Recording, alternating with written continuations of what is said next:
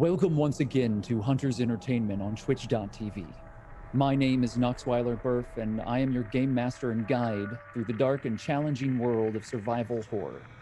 Tonight, as we do every Tuesday evening, we are playing Outbreak Undead. Now, if you're not familiar with the game Outbreak Undead, allow me to illuminate you. This game, by no means, is for the faint of heart. I, as the Game Master, have already confirmed consent with each of my players here tonight, and our lines and veils have been very carefully drawn. We have safety protocols in place to assist and protect each and every person at this table. We ask you for your consent as well, and we encourage you to read carefully the content warning that is about to play. This game offers us all some amazing opportunities to explore dark themes and to shine a light on the human condition in the safe confines of our imagination. But that takes bravery, and it takes the support of all of us as we walk down this dark road together. Not every character here is being played with the same objectives and motivations. It's unlike some other tabletop experiences maybe you've had. Some of these players are working against each other. Others are in communications with very dangerous outside forces. We've done this intentionally. We seek to build tension with this game, to build fear, to explore those dark corners together. In this world, there are no magical swords to be discovered, no valiant knights or castle walls to hide behind. The dangers in this world are very familiar to all of us, very real.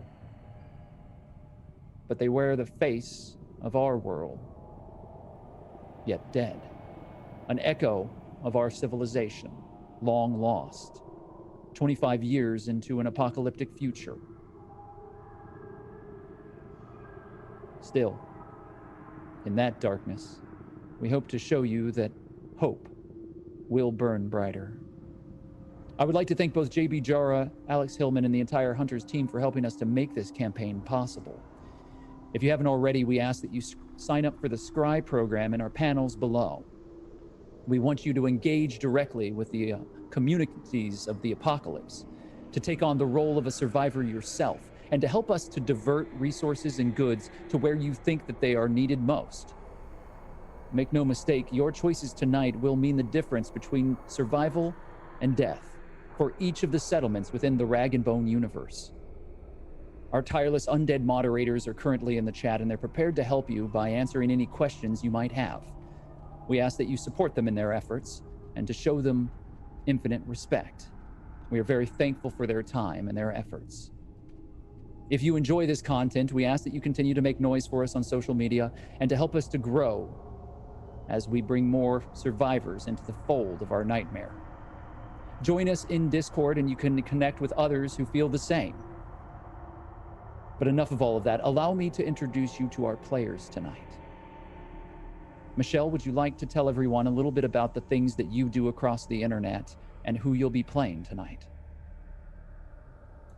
Sure. Hey, I'm Michelle Wynn Bradley, and you can find me obviously here every Tuesday night, and soon over at Official Paizo's Twitch channel on Wednesdays. Soon to be announced content happening over there. I'm also working on some things behind the scenes. I just finished doing hosting for Anime Expo last weekend. That's still available in VOD for the next 3 days, I believe. So you can sign up over there at animeexpolight.com, I think, if I'm wrong.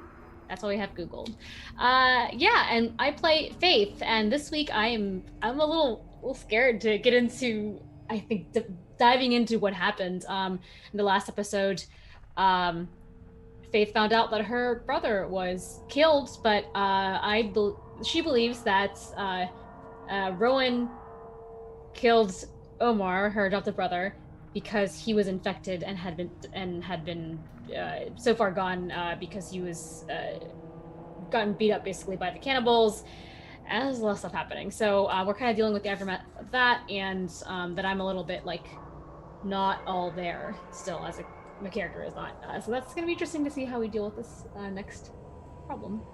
I'm very excited to see that as well. Your character has been one of the newer additions to the group, And now we're going to get a very, very concentrated moment where you and Rowan are going to be able to spend some time together. I think that that is going to reveal a lot about both where your character is headed and perhaps where she's been. Speaking of which, Melee, welcome back. We are glad to have you with us once again. Would you like to talk a little bit about yourself, where you can be found on the internet, and the character that you'll be playing? Sure, thank you. Yes, glad to be back. I'm Melee Damage. You can find me on all the socials / Melee Damage. And definitely follow me on there for updates. I got a lot of new streams coming up that haven't been announced yet, but will be soon. On Saturdays, you can catch me on Lords of Faerun, playing some D&D. Definitely check that out. And tonight I will be playing Rowan, Lieutenant of the Citadel, and mentor to Faith in like a way, trying her best to protect her in only ways that make sense to Rowan in her manner, in her thought of things. So yeah, very, very sticky situation, but excited to see where that goes. I think we all are. Last week was a whirlwind, and you're just in time to help us unravel it. We'd like to thank everyone, all of you, for supporting Rag and Bone over these past few months, and we have a few special gifts to help you personalize your own survival. On social media, you can follow us and you can find out more about our free content Friday offerings.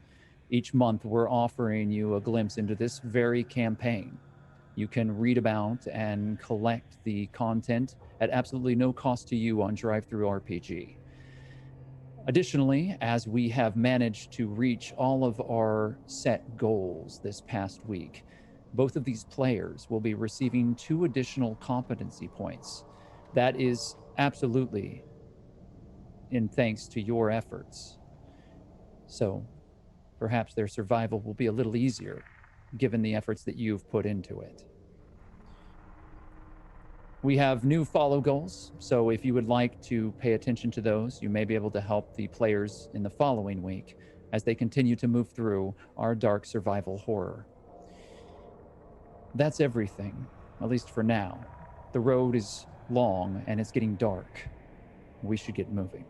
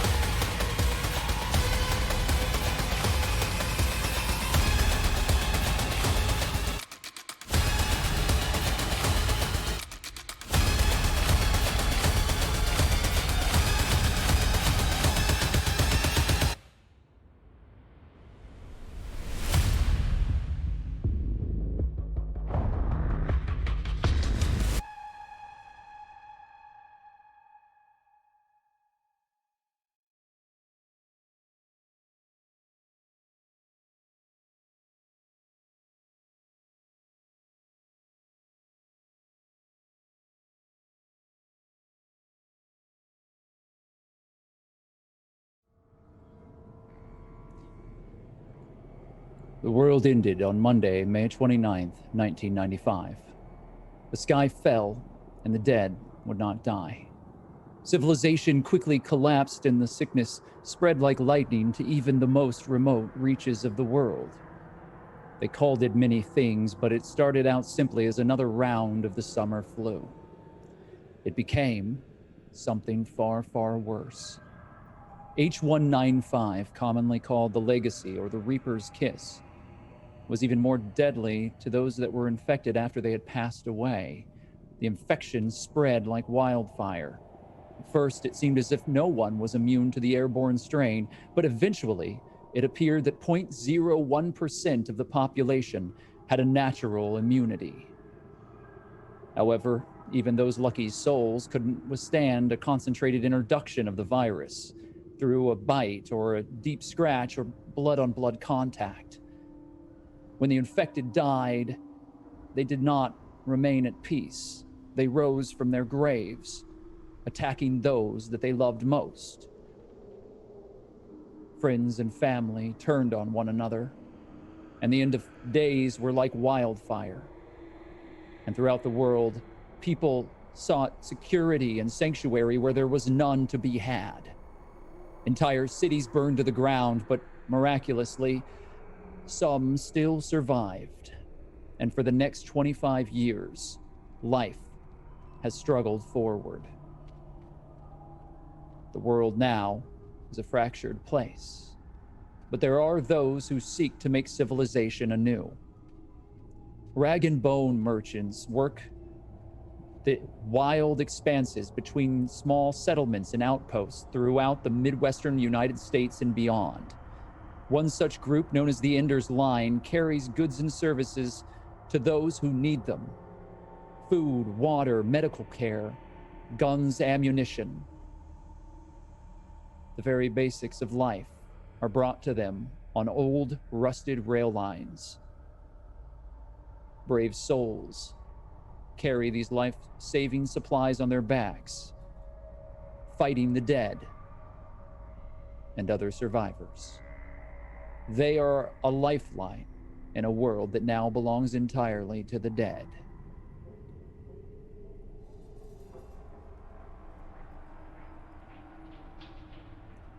Rowan and Faith. Many years ago, back at the Citadel, Faith, you are just beginning to be trusted on away missions. You're given leave of the Citadel. You've seen some of what the world holds beyond the walls. You're no longer just a recruit. In fact, you're quickly going to outstrip Private. There are those who have seen you within the command structure of the Citadel and feel that your future is bright. You're intelligent, you're quick, you're tough. But most importantly, while you can be a bit of a troublemaker, your loyalty to the Citadel is unquestioned. This is your home. It has been your home your entire life. You don't remember a time before these walls, before this converted series of flat buildings made of cinder block had been linked together with chain link, razor wire, blood, sweat, and tears. The flags fly proudly in the center of this place. The Citadel is a bastion of hope. You've been educated. You've been trained. You've known how to fire a weapon since you were 5 years old. This world is harsh. And you're a warrior in that world. One that has been forged from steel. Your brother is older. You know that he's not really your brother, but in this world, family is what you make it. And the two of you are, in many ways, closer than blood could ever be.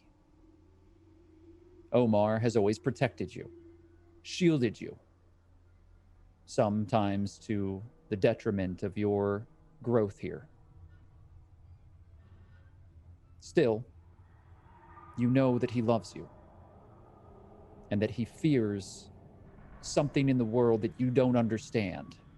He remembers what it was like when the world fell to pieces. He remembers the betrayal and the hatred that exist in people's hearts, those who don't have the code and the structure of the Citadel to protect them. Omar oftentimes looks like a ghost. He tells you about other brothers and sisters, about others that have passed away, about what you and he had to do to survive when you were just an infant, what he did, the choices that he made so that you would have another day in this hellhole, in this apocalypse. And he tells you about how the Citadel finally found you, how Riggs and Rowan brought you back. And ever since then, you've been here, preparing for the day when you could prove yourself to command. You've never seen the leadership of the Citadel. Very few have. It's for their own protection and for yours. It's understood that the orders that come from the lieutenants come directly from that source. Deep beneath the Citadel, it is said, there is a command center, a place where the new world is being organized, rebuilt, designed by those with the strength, wisdom, and intelligence to do what needs to be done. Those that live within the Citadel walls are the soldiers in that army that will take back what they have lost, will reforge the world, and survive the unsurvivable. Rowan, you look at this young woman and you see a spark, a power, a life that in many ways you envy. You yourself are full of piss and vinegar. You don't take shit from anyone. Many within the Citadel fear you, as they should. You're not here to be their friends. You're not here to do anything other than the orders that have been handed to you. You execute those orders with brutal efficiency. But there is a freedom in faith that you know you have to take away. You have to hone. Like a knife, she must be made to cut sharply. To remain wild will not do. And so you've taken it on yourself to help baby Faith become a warrior. What you didn't expect was the depth of the affection that would grow. And maybe it grows secretly in your heart. But she, Omar, and many of the other young soldiers within the Citadel have become more than just tools.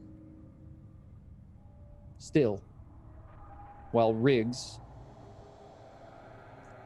flaunts his power and clearly doesn't truly understand what it is that these young recruits go through, you're able to relate. Not to say that you're the good cop to his bad cop. You both kick their ass regularly. But together, you have managed to forge numbers of units of soldiers based on the young recruits that have been brought here. Many of them children who have known no other place but this, raised as part of the original initiative of the Citadel to reclaim and repopulate. That takes people. It takes resources. It takes strength. It takes determination. And a single-minded focus on what is truly important, on what you're willing to trade within your own humanity so that others may survive. And you've spent plenty of time out there in the world ever since everything went to shit. You've watched entire cities burn. You've watched your units die. Soldiers that you served with overseas before all of this happened have died in your arms due to the hatred and the filth that has been allowed to fester within the world. And this cleansing plague has washed its way across the world, and the dead still roam. But you and the rest of the Citadel have learned how to hone your skills directly to deal with the dead and to protect the small settlements that are cropping up so that you can assert order. So that you and all of the lieutenants, under the watchful eye of command, can force this world back into some semblance of civilization. And if it means those settlements have to come kicking and screaming, so be it. And you watch this young woman as she's on the firing range. You've set out a number of fresh targets. You're standing above her as she's lying on the ground, rifle butted up against her chin, breathing as you've instructed her to breathe. Her form is solid, and she's about to take her next shot. Faith, I'd like for you to make a long rifle shot for me. Okay.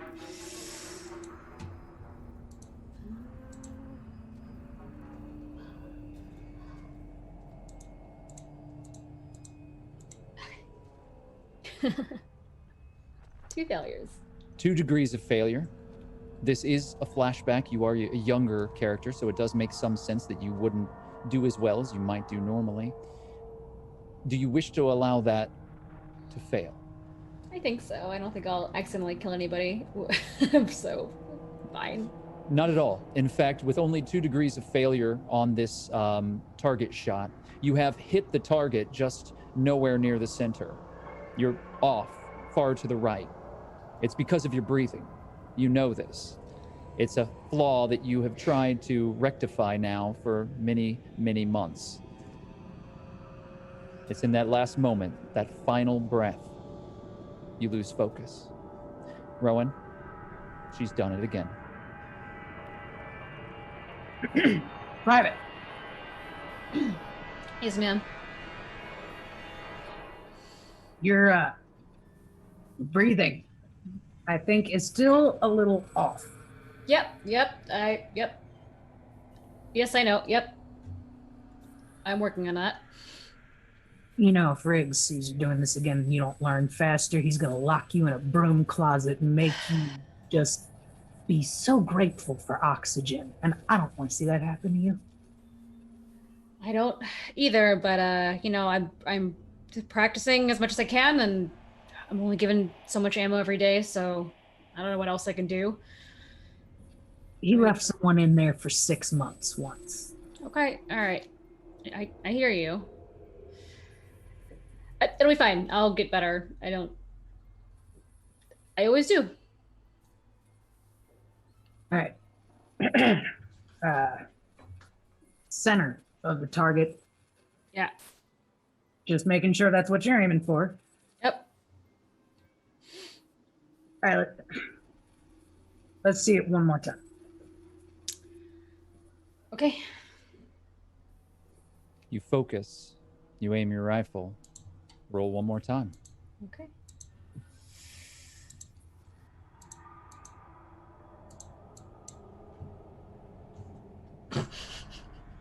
Is 4 degrees of failure?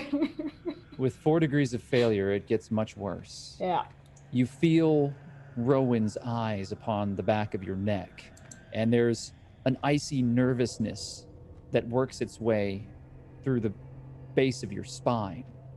Your breathing, while somewhat more controlled, is now far too harsh, and you jerk the trigger, and the entire gun pulls forward. It's by far the worst shot that you've made all month. You miss the target entirely, shooting over the entire range and out into the wilderness beyond the fences. That was not great. Dare I say that was worse than the first one? By like a lot. All right. Okay. Look, and I'll go over and I'll take the gun and try and help her position a little better and like kind of breathe with me. And all right. I'll have you both make a long gun roll. And we'll see if you can help Faith improve. Okay.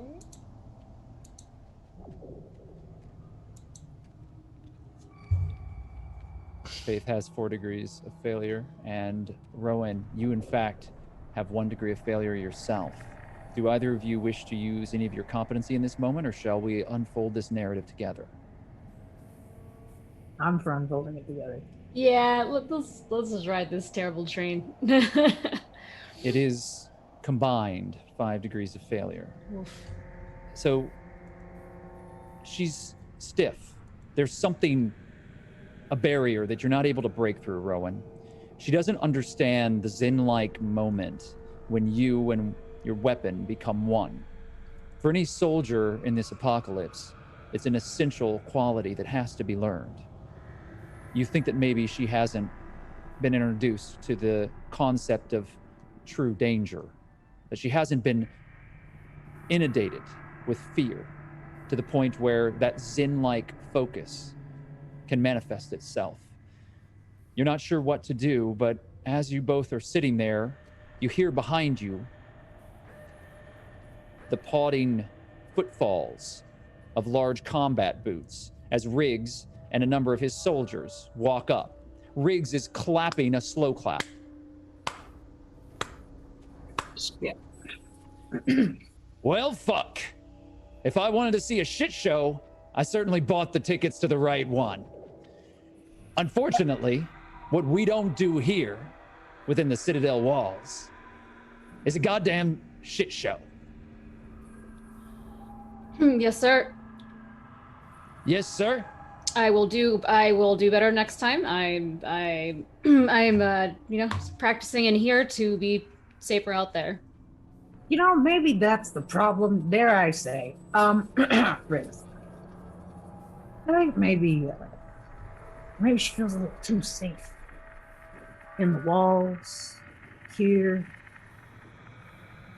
Maybe I should take her out onto the field, introduce her to some real danger. You know, some of us never quite really got that moment until we actually, had someone pointing an actual gun in our face. Maybe a couple of Romeros coming straight at her will give her that little nudge she needs.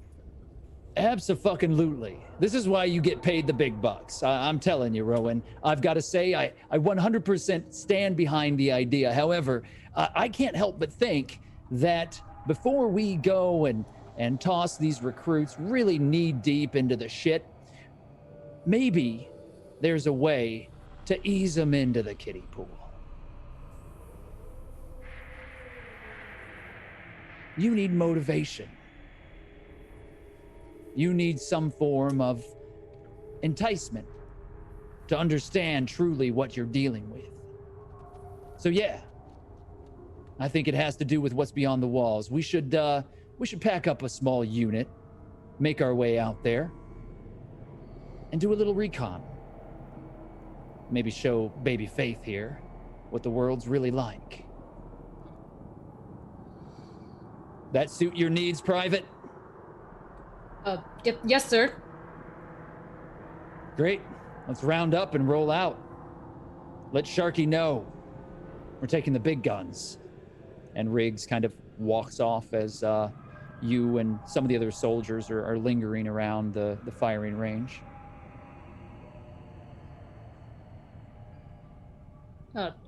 Rowan, do you know where we're going? No, not 100%. But I have a feeling you're not gonna like it. Sounds so far worse than the broom closet idea, which is kind of Rig's specialty. Well, Bad idea. if it's more practice is what I need, then it'll be fine. Just gotta do better. Look, also, see that little hesitation in your eyes every time he calls you babyface? Girl, you gotta learn how to shoot. If he actually believes that you can shoot his balls off, maybe he'll stop doing that. Yeah, maybe. We'll see. All right, let's go pack up for this little field trip. 2 hours later, you and a number of other soldiers are sitting in the back of an open-backed, completely refitted military truck. There are benches that have been built out in the back, and the diesel engine is full of Citadel-created biodiesel. It shudders and spurts loud bursts of black smoke behind it.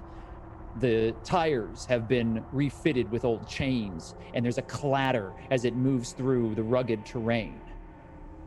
Large, raised chassis, this truck has very little in the way of shocks, and it bounces you all and rattles your teeth as you jerk forward into the unknown. Faith, this is further out than you've ever been. The patrols that you've taken part in are smaller. They are usually perimeter searches around the main area, the terrain that is claimed by the Citadel for the main facility, outside of the fences. You're starting to see that as the day wears on and the sun gets a little thinner in the sky, there's a empty wildness to this place.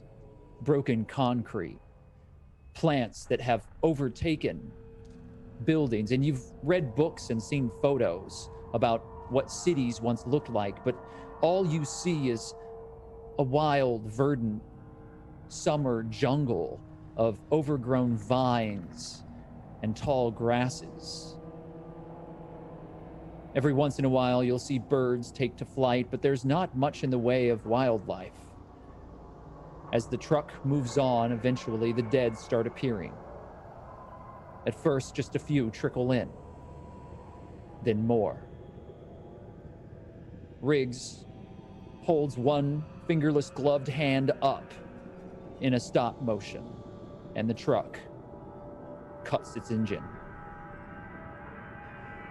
The dead slowly start staggering from these tall grasses closer to this road, and you watch them as they pull themselves up and closer to the source of the noise. Riggs grabs a old megaphone.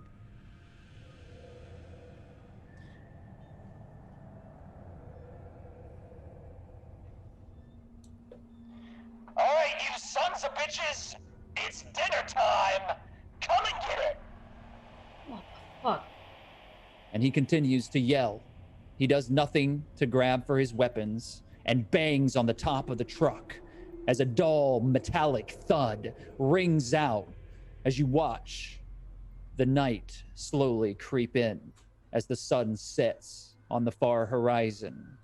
And those few scattered walking dead, those few Romero, become a countless legion. You lost count at 100. And they're coming towards you. This truck is not moving. The other soldiers have assault rifles at the ready, but they don't lower it. Rowan, Riggs looks to you and then looks back at Faith. It's showtime.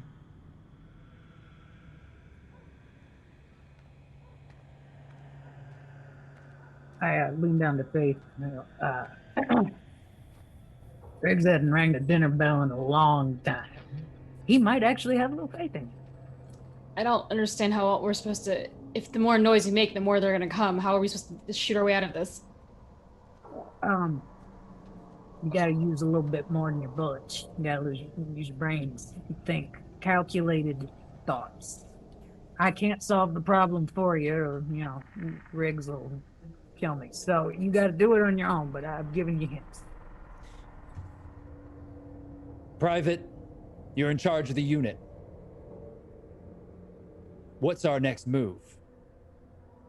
Can we move the car? Can we? Son of a bitch. All right. I'm gonna command. How many people are in the car with guns? There are two. The person in the middle, you now realize is Omar. Riggs jumps off the side of the truck, and as you continue on, starts to kind of scour the area, screaming through the megaphone. Here, piggy, piggy, piggy, piggy, piggy, piggy, sweet!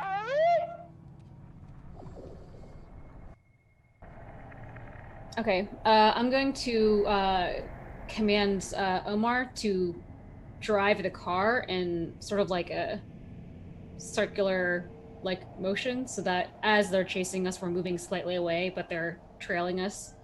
And then me and then the other person will shoot to try to just pair them off like that as long as we can.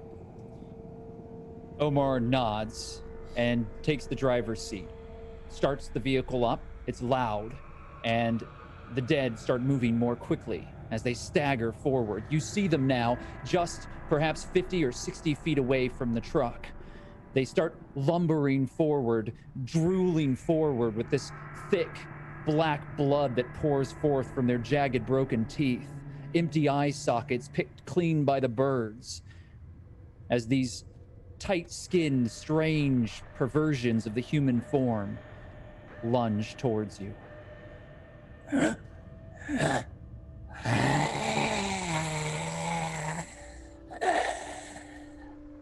Omar hits the gas.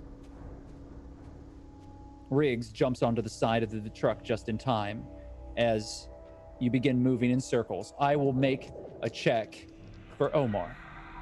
He successfully performs the maneuver that you've asked for. You are within a formation. As a member of the Citadel, you will be protected on your morale checks and composure checks. However, I would like for you now, Faith, to make your first composure check. Okay.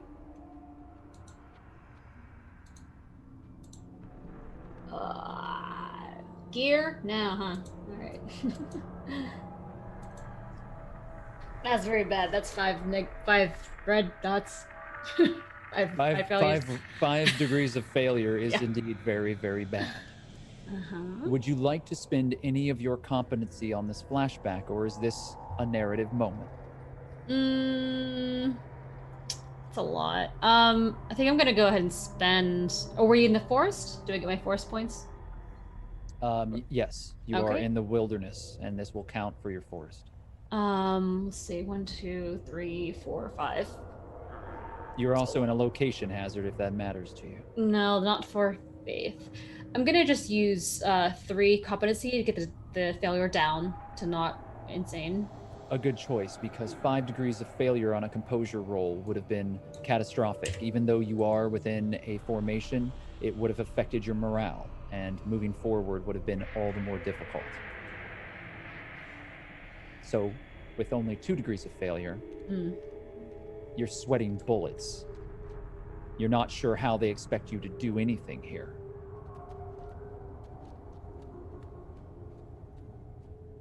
Does Faith right now in the past have any grenades? Would Faith have carried grenades with her in the past? I feel like it was a yes. Like I would have the standard issue kit. I wouldn't have anything very specialized, but I feel like you would have 1 or 2. You'll have 2 flash grenades. Sure. And I'll say even a single smoke grenade, but I don't think that they would have given you high explosives. I'm going to throw one of the flash grenades into the front of the mob to have them kind of slow down and get the other ones to back up behind them, sort of like dominoes. You realize that many of the dead are coming from the forest behind you and from the fields in front of you, that if you don't act quickly, you are going to be surrounded. So you throw this flash grenade. Do you throw it at the horde coming to you from the forest or the one coming from the field? The forest behind us. Very well. You pull the pin. You've got soldiers around you as well, guns at the ready.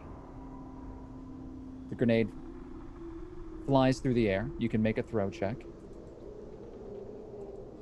No dice of difficulty or anything added. It's just a simple check to make sure that you get close to the target. Only a catastrophic failure will really affect the outcome here. 2 degrees of success is very good. You throw it directly in front of that horde, and I'm going to say that it is going to explode, create a bright flash of light that diverts that horde for a short period of time. What is your next action? And Rowan, do you offer any assistance or do anything in this moment? Rowan's kind of like making like eye contact with her as she's like doing stuff, kind of giving her that little like yay or nay thing as she's trying to figure things out, like while like in front of Riggs so that he can't see that she's trying to like drop her hints on stuff. But she will take up her gun in her hands too, and kind of like look at Faith like, you say when. Remember, he told you you're in charge. In that case, I'll, while Omar is still driving, have the 3 of us together shoot at the crowd of Ramirez that are in the front of us this time. Mm-hmm. So the back have been dealt with a flash grenade. In front of the truck, you're going to try to lay down some suppressive fire. And immediately, upon your order, the assault rifles open up. You can go ahead and make your long gun roll again.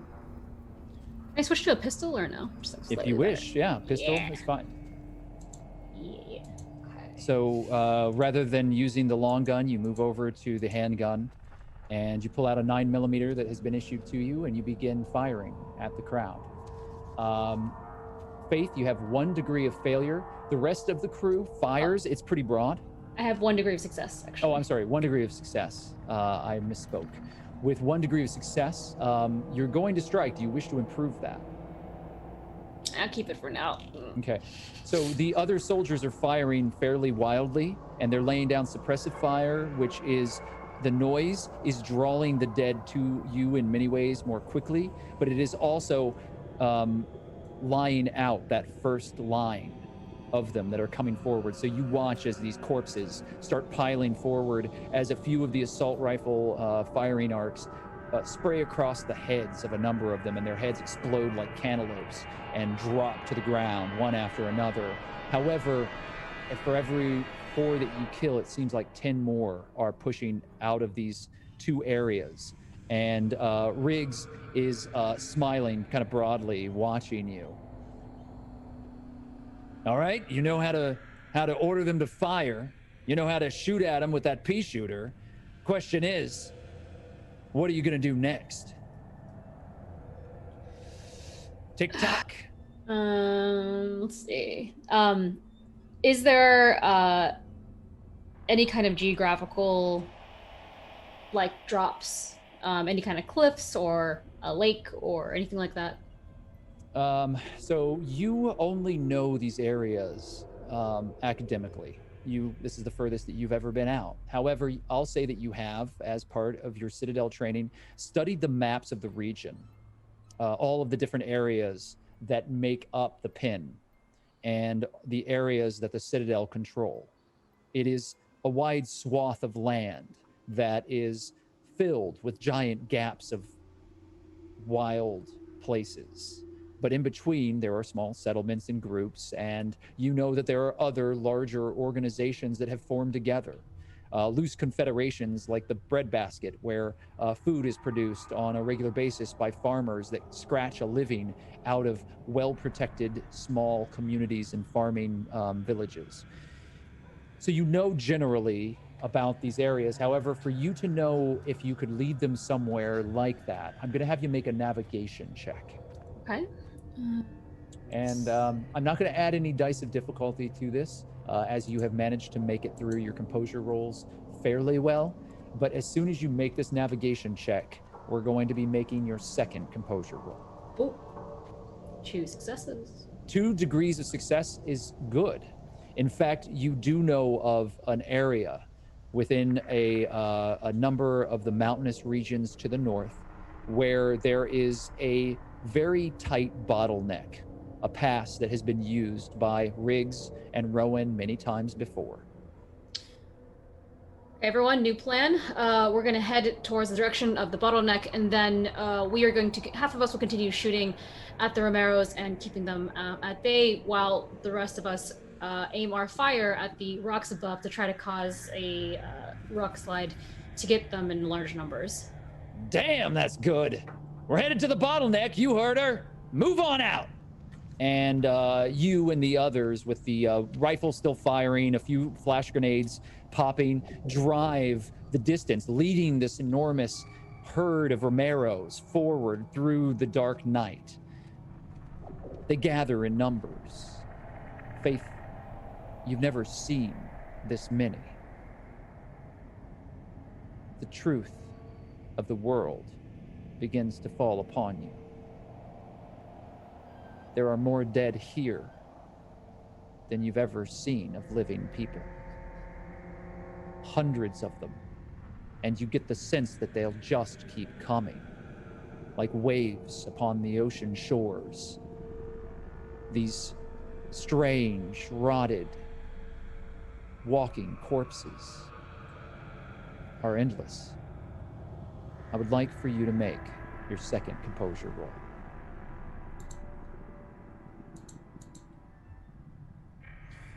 Much better. That's 1 degree of failure. Write it out. Yes, I think so. You're still sweating bullets. You're wondering if you've made a mistake. If anything goes wrong, if this truck breaks down, if going through the bottleneck, you get stuck, all of you are dead. All of these soldiers, your brother, Rowan, Riggs, the entire unit, dead on your command. And the weight of that sinks in like lead and begins to drag you down. But as you're holding tight in a citadel formation, you withstand the mental rigors required to move forward. You steel yourself against the reality of death, and coming to that realization, you begin to understand what Rowan and Riggs were talking about. You begin to understand, perhaps, why they're so harsh sometimes. This is what death looks like. And it's hungry. The truck rattles forward. It backfires twice, and your heart almost stops. You pull through the bottleneck. I'm going to make a single roll for Omar. And as long as this drive check is successful, you'll have nothing else to worry about.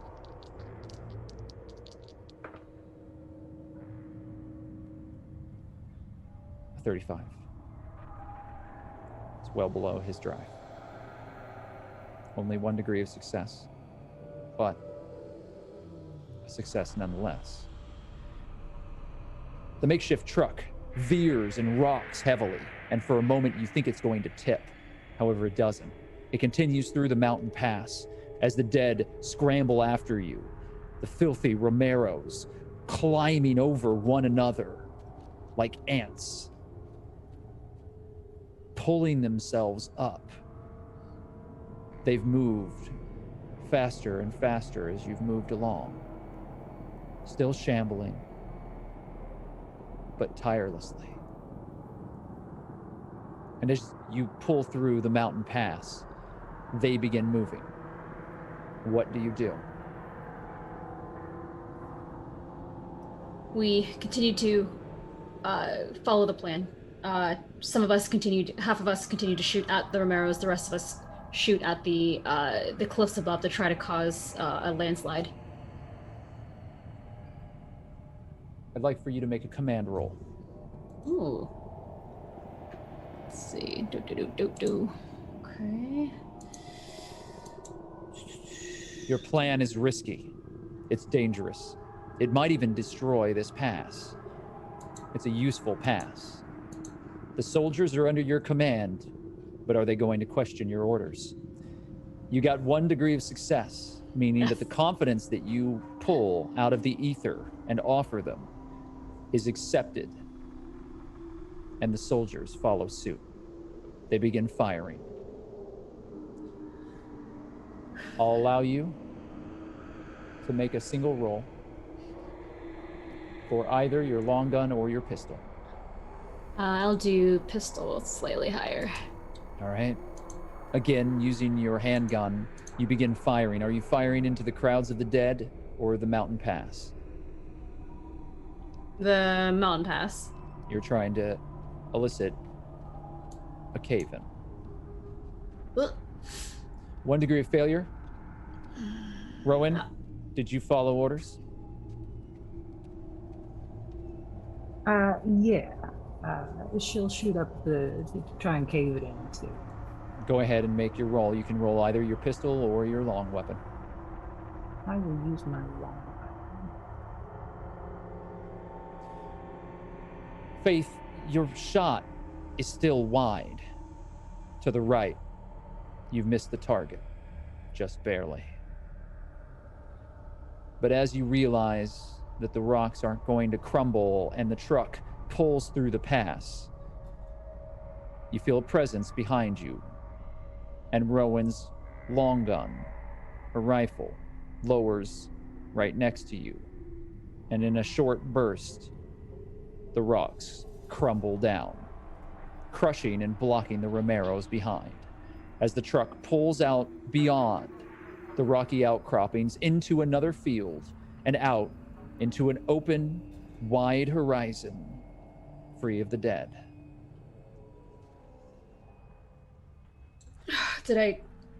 Are we good? Is everyone okay? And Rowan will kind of grab Faith around the shoulder and kind of do that little hair tussle thing on the top of her head and be like, "You're really smart. Again, we just got to work on your brain." Yep. That definitely was something else.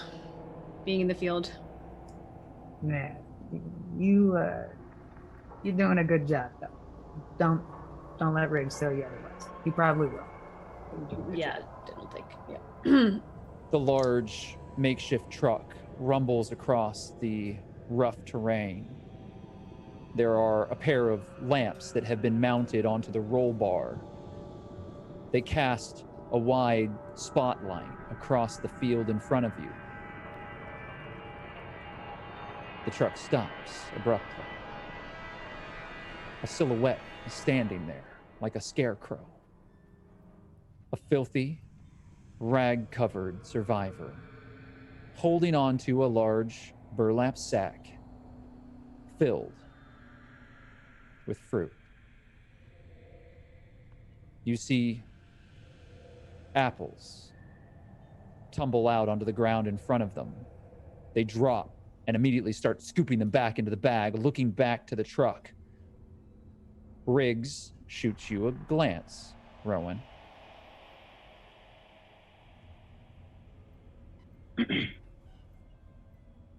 Riggs. Looks like we've got people stealing on our territory. Yeah, that's what I thought that was too. Want to do this the easy way or the hard way? For them, of course, both are easy for us. But you know what? I think Faith has earned this one. Dealer's choice. You're still in command of the unit, Faith. What do we do? Well, They have to be punished. No one can steal from us. True that. And I'm a little tired, to be honest. I just take out my pistol and I just try to shoot them on sight. All right. I'm not going to make you make a roll. Okay. You pull out your pistol, you aim, and you fire. This time, you're not to the right. You're dead center. And the body drops to the ground next to the sack. Riggs, smoking a large cigar, struts out into the light of the spotlight, grabs the burlap sack full of apples, looks down at the corpse, turns back to all of you holding the bag up, and fires 3 times into their skull.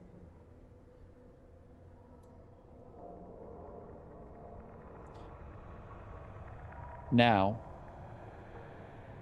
many years later, there's a dull emptiness between the two of you. A growing realization that nothing is going to be the same. How could it? Your brother is dead. Omar.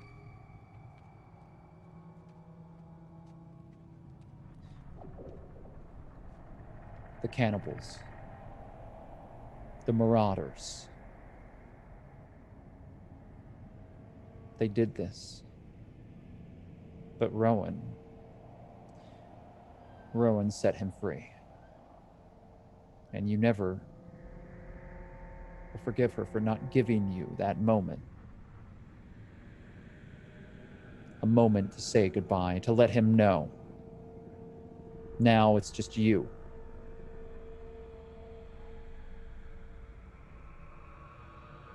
And Omar is gone. The two of you are on the road where the ATV was hidden. The tree branches and foliage, the ghillie suit that was stretched across it, have been pulled away. The camo netting torn aside. Achira had discovered a message left to you on a bloody piece of t-shirt. A note left by, presumably, Digger, maybe Kusanagi. But in the toolbox is a spool of copper wire and a number of lengths of old, dusty rubber hose. Everything that is needed to get the ATV running again. You're surrounded by the corpses of the soldiers that left the Citadel with you. They're hanging from trees. They've been field stripped like animals. Inez, the others, all dead. But you took your retribution. They paid the price, at least those that you ran across. You and the others killed many of them. There are the bodies now in bloody pools, bullets and knife wounds in their heads, scattered out like broken rag dolls, discarded toys. A number of dead wolves lie next to them. These marauders use everything from nature, and they have ransacked your possessions. They have taken every scrap of food and every drop of water, but they've left every bullet and every weapon. All of it still is here, laid out in twisted patterns on the ground in almost a ritualistic manner. Circles of bullets that have been pulled from magazines and clips, laid out from crates and boxes, guns that are scattered out around It's as if they wanted to show you that they did not care, that these things don't mean anything anymore. And the two of you have broken away. You see Achira on the far side of the road, whispering to Lampwick. Lampwick was badly wounded by some of the traps within the lair of these marauders. All of you escaped, barely. But in doing so, Lampwick took a rusty spear to the shoulder. Camilla is unconscious. The pregnant woman is sleeping somewhat fitfully. You hear her mumble under her breath about her poppy, speaking as if she's speaking to a father that isn't there. The stump of her arm is seeping. You've patched it up, it's been cauterized, but the wound is powerful. It's grievous. It will take time to heal. You're not going to be able to travel far with her.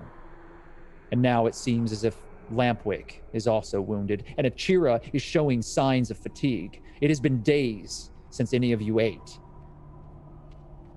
Most of you are on the last small drinks of water left in the bottom of your canteen. You have nothing to survive on. You've been left out here in the middle of these open wildernesses, and these cannibals have taken everything. The hood of the vehicle is open. Parts are splayed out everywhere as you and Rowan work together to try to get this ATV to once more run so that you can make a quick escape. What do each of you do?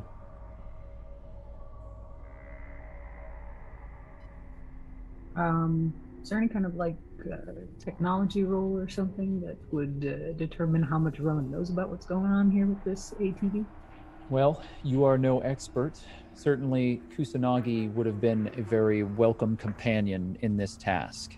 However, as Kusanagi is not available, it's really down to what you're able to do, Rowan. You have no specialties, but you do have some small amount of ability with trucks like this. Again, standard protocol to understand the vehicles that you take and at least be able to do something to help keep them moving. I'd like for you to make an engineer check. However, you have tools and you have equipment. You have things that have been left behind for you.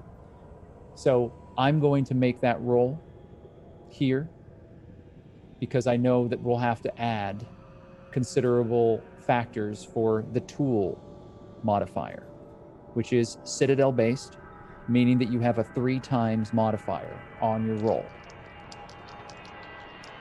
You need to get this truck fully running below a 21. You've rolled a 94. That is quite a few degrees of failure. 5, in fact. We are currently in the wood, correct? You are in the woods, so you still have fresh competency. You get that fresh competency for these woods as opposed to the flashback woods. You are not within a location hazard currently because all of the traps have been disabled.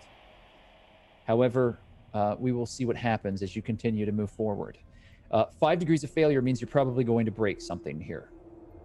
Yeah. I'm gonna go ahead since we're in the woods and I have that bonus competency anyway. I'm gonna use it. I'm gonna use how many degrees of failure did I get? 4 or 5? You have 5. 5. I'm gonna use 6 of my competency points, and I'm gonna make it 1 degree of success. With 1 degree of success, you have begun to undertake the necessary repairs, but it will take time. A lot more time than it would have taken if Kusanagi was present. You will succeed, but it isn't going to be fast. And you work furiously, tethering together wires and duct taping various pipes and hoses together as you try to make sure that the truck will not overheat once it is started. You're very cautious about revving the engine, about turning it over. You fear that it will draw attention to your location. You know that you've only got a matter of time before the rest of the Marauders appear, and every minute matters. You have 1 degree of success, and you continue to work. Faith,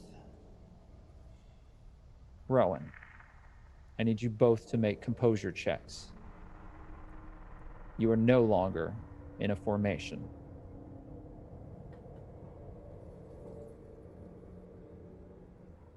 Okay. Faith has 2 degrees of success, and Rowan has 3 degrees of success.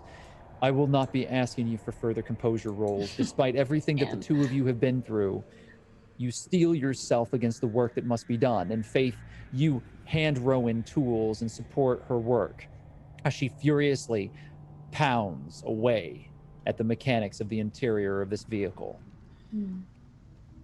Is there anything else that the two of you wish to do in the time that it's going to take to repair this ATV?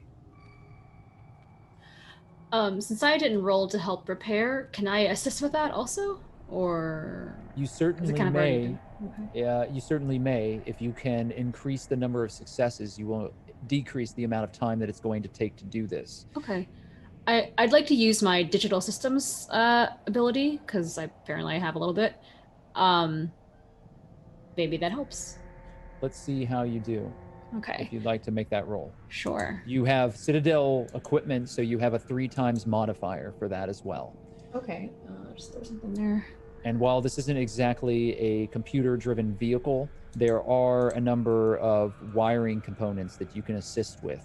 So re-welding those wires together may be of assistance. You have 3 degrees of failure as it stands. Do you wish to change that? Yeah. I'm gonna use the four competency to just at least get it to 1 success. So I'm helping and not distracting.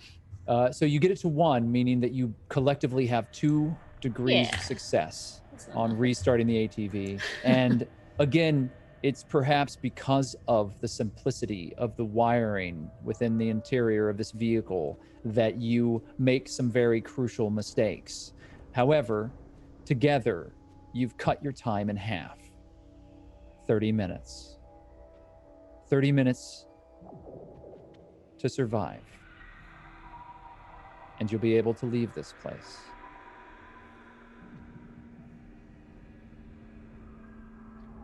Achira and Lampwick continue to talk to one another in whispered tones. They seem to be arguing, going back and forth. Both of you can make a detect motives.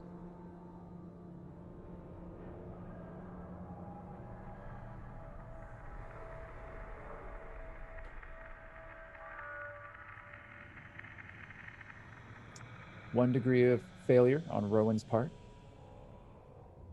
1 degree of success on Faith's part. Rowan, do you wish to write out that failure? It will not be adversely affecting you. Yeah, and she'll just kind of like look over at them mumbling and then look back to Faith and go, looks like the happy couple's at it again. Yeah, I think it makes sense because you're so embroiled in the repairs of the vehicle. And yes, they're clearly arguing. You have no idea really what it's about or why it should affect either of you. You've both been through a lot. That all of you have just survived some horrendous things. And both Lampwick and Achira are known to often argue. However, Faith, you notice something else.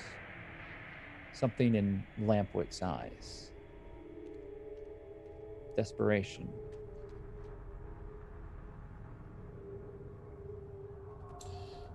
Rowan, I think something's weird with those two. Weirder than usual. No, I was gonna say that doesn't seem abnormal, but weirder than usual. I don't know. Did something go down over there. I don't know. They've got that guy. What's his name? Larry. Whatever. He seems to have something going on with him. Hilarious. Yeah, I try not to name people either. It makes it easier when they disappear. But yeah, he's a little off. I'll be honest with you. Like, I ran into him a while ago, and seemed very, very good at smoothing his way over the edges of things, and I liked that about him. But I don't like when people use that superpower on me, and I feel like there's a lot of things that he's not telling us, whether it be about those creepy clowns in the masks or something else. But I don't think we're ever going to get an honest answer out of that one either way. Yeah, I don't trust him. I don't understand why he's talking to those. I mean, he's kind of part of that weird, the weird organization, that weird cult, or I really can't really tell what team he's on. I mean, I know you said you need to talk to him, and there's the whole reason they're here is because you need to break a deal with them, but I don't really see how they're helping. Yeah, they have a really interesting thing where I mean, you've seen them how that like half of those things they're walking around aren't alive, right? I guess so.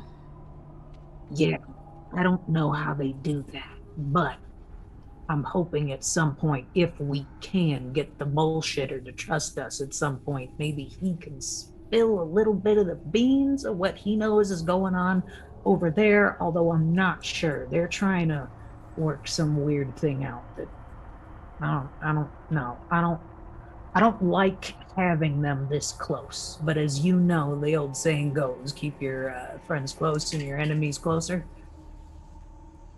Yeah, I guess so. I don't know. But if he's gonna hurt either one of us or do anything to the Citadel, he's gotta go. I don't give a shit whose friend he is or how he could help us. But something's weird. Yeah. Achira makes her way over to the two of you as you're working. She nervously looks back towards Lampwick and then smiles a little shakily as she steps forward. Yeah, this has been it's been a lot, I know. Look, I just wanted to catch a read on, what our next move is and what we can do to help. But we don't want you both over here by yourselves doing all the work. I mean, we're keeping an eye open on the horizon. I mean, those marauders could come back at any point, but I can keep scouting unless you got a better idea. Faith, do you need her assistance for anything? Because I feel like we're fucking fine with the car. If you could find any food or water, that'd be super great. that. Yeah, about that. She looks back to Lampwick. Look, Lampwick's wound is pretty bad, so I'm gonna wrap it up as best I can. But if we're gonna make a move, we need to make some decisions about where we're going, and I don't think going back to the Citadel is the right call. Where else do you suppose we take him with an injury like that? I know. We've got a couple of people injured. Camilla's not doing great either. And but she can't go back to the Citadel either. So that's exactly why I don't want to go back. Lampwick and Camilla are going to be liabilities, and we just need to make a choice. There are other communities in the area. I know you know of some, Merwin. I could get a hold of the Enders. We could reach out to 10-4 and see if they have anyone in the area that could help us. But honestly, I think we have to complete the mission sooner rather than later. If what was in Blockbuster's stronghold is as important as Kusanagi thought it was, then we have the not just opportunity, we have the duty to make this right, Have you seen Kusanagi by any chance? Like, I feel like he left this shit here and then turned tail And I feel like there's a good chance he might be headed there already without us, unless he gave you guys any information on where to go. I wish I knew. Look, I'm going to do some scouting. Lampwick's going to gather up anything that we can find. There's no food here. So if there's something that we can do about that, I'm not going to lie. I think we're all hurting, and I think it's showing. We haven't eaten in quite a while, and I'm completely out of water. I don't know about all of you, but we're not going to last very long if we don't figure this out. So despite whatever's happened, we have to work together, right? Yeah. All right, go help your friend not die over there. We'll work on this car, and then we'll figure out where we're going. I gotta talk to Rowan. She turns and she kind of stops, and you see her look back, and you just sort of sense this moment. Like she's about to say something else. And then she shakes her head and continues out into the forest, and she starts scouting the perimeter. I don't want to talk to her anymore. I would be fine just fucking leaving them here, honestly. I get that. I get that a lot. But they're loose ends at this point. We can't. I mean, it seems like if we leave them here, they'll die anyway. They don't have any food, water. Lampwick's pretty much almost dead, which is, fine by me. We have Camilla in the car already. That's just my suggestion. I don't really have time for extra weight, and I think we need to go back to the Citadel and come back here and fucking kill this whole bunch of marauders. Fuck them. Here's the thing. Right now, we are down on numbers. We need more people with us. We are not going to get anywhere with just the two of us and passed out pregnant lady in the back. So she's off finding food and water. Let her do that. When she comes back, we at least have two other people that if someone tries to shoot us, we can use as a human shield. See, so we don't have that if we leave them behind. You have to think again, like a soldier. We gotta keep formations. We gotta keep our numbers up just a little tiny bit. Otherwise, we're gonna get overrun by these things. Yep, you're right. It's just hard to. All right, fine. Chira, it just pisses me off looking at her. Just Omar never trusted her, and your instincts, I'm sure, are not entirely accurate. What do you think we should do then, once we fix this stupid car? I don't think we should go to hang out with their crew, the Enders. That's how we get killed. I mean, maybe we go find this place that that's Blockbuster's hideout, or I ain't got the plumbest idea where that might be, though. Kusanagi kept his lips tight the entire time that he was at the Citadel. Trust me, we were poking and prodding as much as we could to try and get him to spill anything, but where the fuck did he go? Okay, other options are track him, which wastes more time. I still think a main priority is to radio back to the Citadel and have them just level this place. Like, that's a given either way. So whichever direction we're going, we got to stop by somewhere with some kind of radio communication. At least update the rest of the Citadel where we're going, if we're going somewhere else not there, which is probably going to be the case if we want to keep, Tweedledee and Tweedledum with us. Go ahead and make a navigation check, Rowan. You're well aware of many of the small communities and groups that pepper this entire area. However, given that you took such a steep detour from the main Citadel pathways, and the fact that you've rolled 4 degrees of failure on your navigation check, unless you wish to alter that, you are going to have very little idea about where the nearest functional community is going to be. Do you wish to alter it? Yeah, I'll do it. All right. I'm gonna use 5. I'm gonna use 5 competency points. How many competency do you have remaining after this? 1. So spending 5 competency, you're pushing this into a single degree of success, which means that you do think you recall a community that would have the basic necessities to be able to care for those that are wounded. There are no doctors, but there is a nurse that was there. It's a very small community known as Sullivan. All right. Let's see. You'll see Ron kind of like looks up at the stars to like navigate a little bit, and looks up at the sky, is looking around. I think I could be wrong, but I believe somewhere that way there's a place called Sullivan. I think it is. They don't have doctors, but they have like a couple of people that know what they're talking about that might be able to help him. And maybe if they feel it's not the Citadel, it's like a neutral territory, they'll be willing to go, but it's still not their people either, so we don't have to be afraid. I mean, that's a good middle ground. If we can't go to the Citadel, we can't find this stupid hideout, we can't go to the Rag and Bone.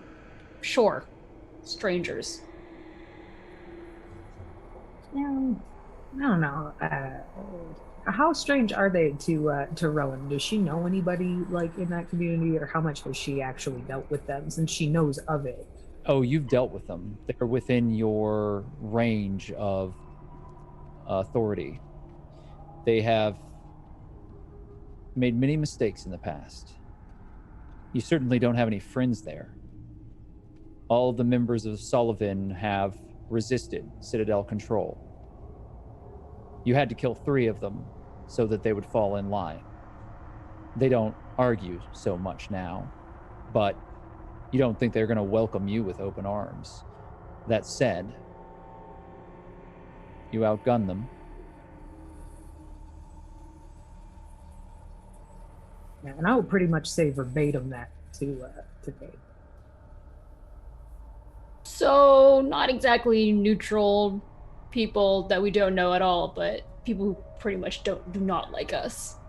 So They hostile. don't like us, but they also probably don't hate us as much as anybody that they're going to try and cooperate with against us. So these ones don't know we're coming. And, they can be very easily convinced of things. And Rowan will look over at the guns. Fine. If it's close by, then that's what I would vote for. Lesser of 3, 4 evils. How many are we counting now? Oh, yeah, 976 on my count. But yeah, if you only got 3, I like that. Optimism. Looks good on you. As the sky becomes a wash of pink and pastel light through the trees, you finish your work, Rowan, thanks to Faith. Achira returns. Lampwick kind of pulls himself next to Camilla and is tending to his own wounds. Achira returns empty-handed. I hate to tell you all, there are some of them on the outskirts. They're sending out scouting parties. I got away, but it's now or never. We've got to kick up some dust because they're coming this direction. I think they're looking for the ones that didn't return.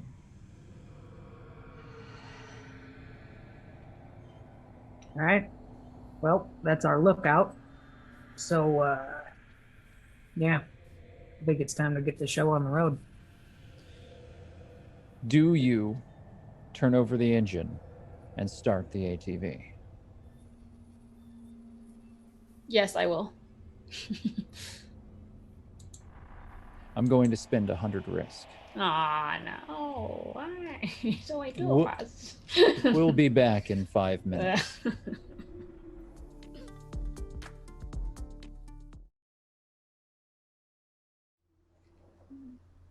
Welcome back to Hunters Entertainment on Twitch.tv. My name is Nuxweiler Burf, and I am your game master tonight for Outbreak Undead, Rag and Bone.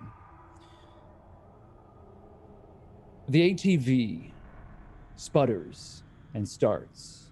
The engine rattles, and the makeshift vehicle from the Citadel held together through thick soldering lines, heavy steel, old parts from a dozen different types of cars and trucks, roars back to life. The scattered material, your supplies as they were, have been gathered and pressed into the back of this open-air vehicle. The cabin itself accommodates 3 people.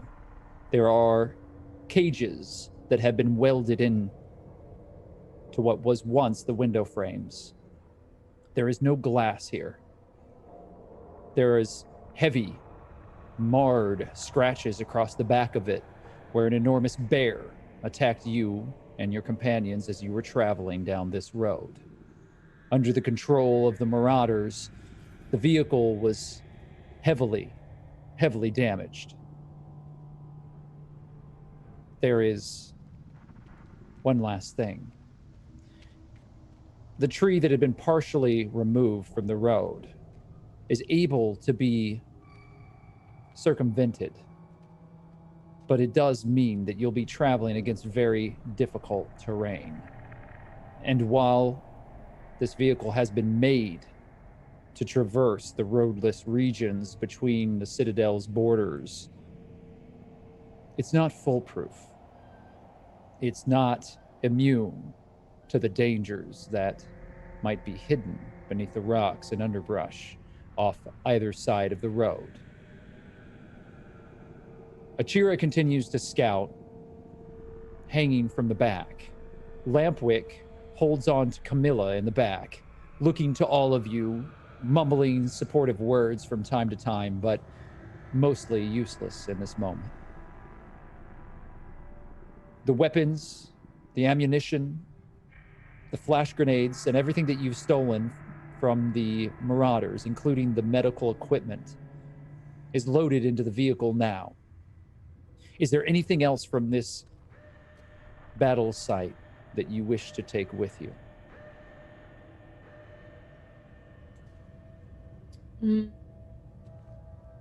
Just want to reconfirm. We have the bodies of Inez and Omar in the car already. I have Inez's dog tags. Otherwise, there is a body on the top as well that has been strapped there. It has been decided that you would take the Silent Sentinel, right, the strange individual, the hybrid that has been protecting Lampwick.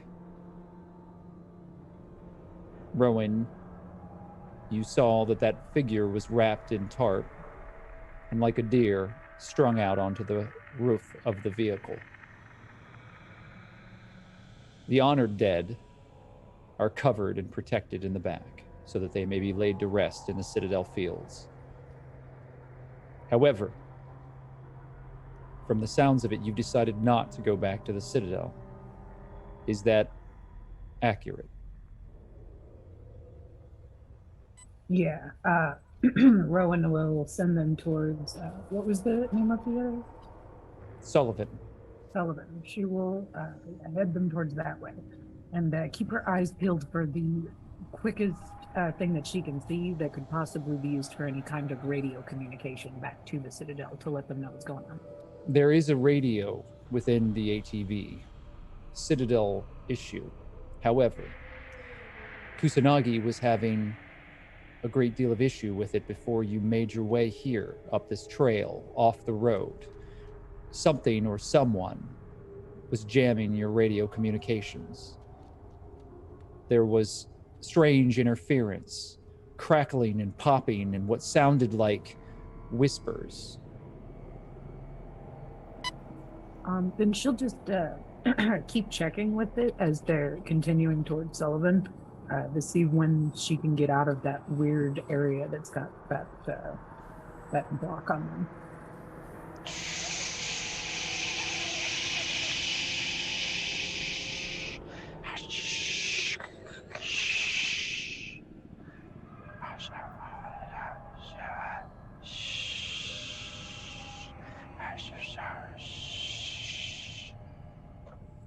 It continues. As Faith, are you driving the ATV? I think so. Which direction do you choose to go? Do you spend the time to clear the rest of the tree out of the road? Pathway, as it were. There are no real roads in this world. Everything is a struggle, and traveling anywhere here is slow. But there is the felled tree. It has partially been removed. Perhaps another half an hour to an hour worth of work, and you could have the road clear. Or you could take more dangerous paths to the right and the left. I think I would pick a dangerous path because I feel like we gotta go. We have to leave here sooner than later. If Achira's intel is to be believed, they are quickly approaching the site.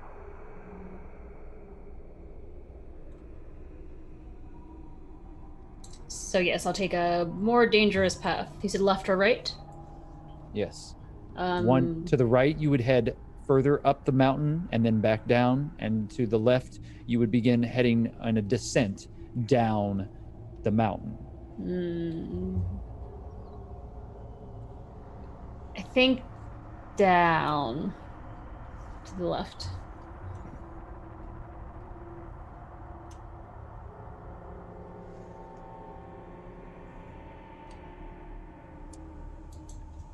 You spin the wheel and you pull the ATV. Rocks and debris kick into the air. Foliage slaps itself against the ATV's grill. There's a heavy series of steel bumpers that have been welded together, forming effectively a battering ram on the front of this vehicle. You could effectively, if you chose to, go through a brick wall without too many problems for the vehicle itself. And as you crack through the forest, an immense amount of sound echoes around you. Small trees break, rock and debris kicks loose. The rumble of the engine matched with the crashing noises of everything around you is a cacophony. Somewhere in the distance, you hear the howling of dogs, barking, the growl of something much, much larger. All of it behind you, but moving closer. I think we're gonna have to pick up the pace a little bit, Faith. I don't know if you hear that shit getting louder, but I do. Faith, do you forego caution for speed? Yes.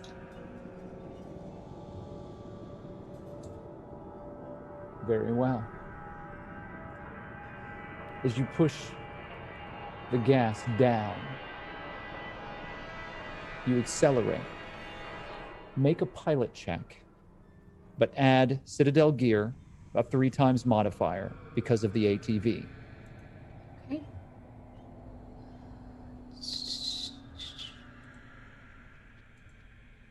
There is a loud rumbling noise as you begin descending quicker down the mountain. You have 2 degrees of success, and you manage to hook the wheel just in time as you avoid a large, jagged outcropping. It approached quickly. You didn't see it, but you reacted. And you and all of your companions, because of your skill, pull yourself out of this forest, away from this rocky series of mountains and hills, and far away from the Marauder's grasp.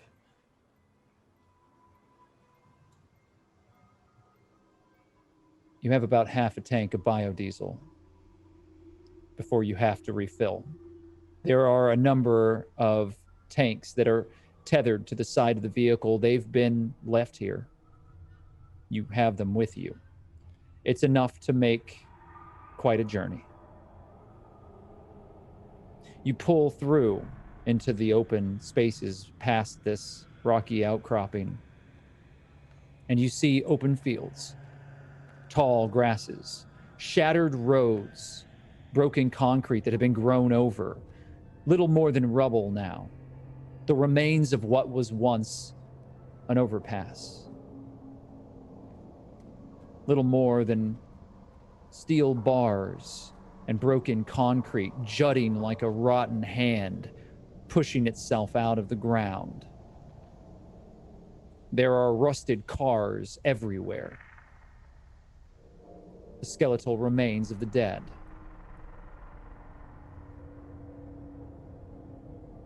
Everything is covered in moss, grass, and vines. You continue to pull forward past all of this. And that's when it happens. There is a crash of thunder. The mid-noon sky, gray and clouded, darkens, and it begins to rain. You're in the middle of a heavy thunderstorm. There is no glass, and you are pelted.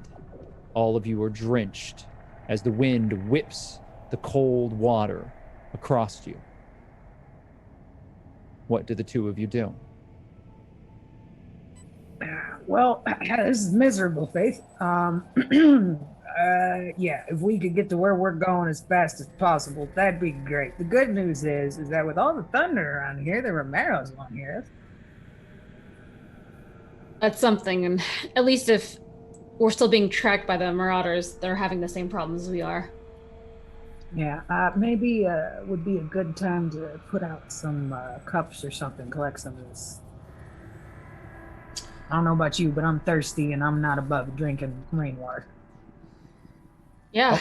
I'll take care of it. I've got it. It's a great idea. Lampwick kind of stumbles forward and starts to gather anything that'll catch water and hold it in the back. Achira is now covered in a tarp and is still looking out towards the horizon. She kind of pounds on the top of the ATV. Just so you know, I can't see anything more than about 20 feet out. I don't know what you're driving into, but you better be sure, Faith. I'm doing my best over here, and you just sit tight. With the addition of the rain, I'm going to continue driving, but go slower and not go as fast as I was. Okay, so you slow down. And and I say slow down, but it isn't the same as if you were driving along a highway. You were plodding along in an ATV on very rough terrain, fast enough that you were making good ground, but nothing like an open strip of concrete. This is arduous, painful, and slow. Now it's even slower. And the rain continues to fall down. Lampwick you watch as he washes himself in the shower of the rain in the open part of the ATV, collects water, and kind of shakily carries a cut old water bottle over to Camilla and tries to help her drink water. She seems completely out of it and does drink, but does so very, very slowly. You continue to drive. Due to the navigation check that you made, Rowan, you've directed Faith in the general vicinity of where Sullivan lies. You recognize some of these markers, but it's hard to see. I need you to make a final navigation check to be able to guide Faith to your destination. However, before you make the roll, because of the storm, I'm going to have you add 2 black dice of difficulty.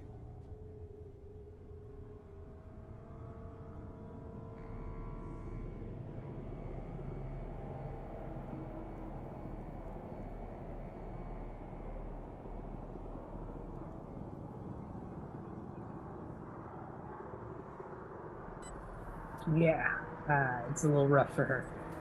3 degrees of failure. You only have 1 competency point. Faith, you are both working together in this moment. If you wish to give competency to help Rowan with the navigation, you may. Sure. I have a question, since when I used my extra survival skills in the forest that was in a flashback, do I gain them back because it's a different set of woods and a different time? You would have if you were still in the forest. You are no longer Oh, in a okay. forest. Okay. You're in open air. That's fair. You are in the wilderness, but it's more of a shattered highway and overgrown fields.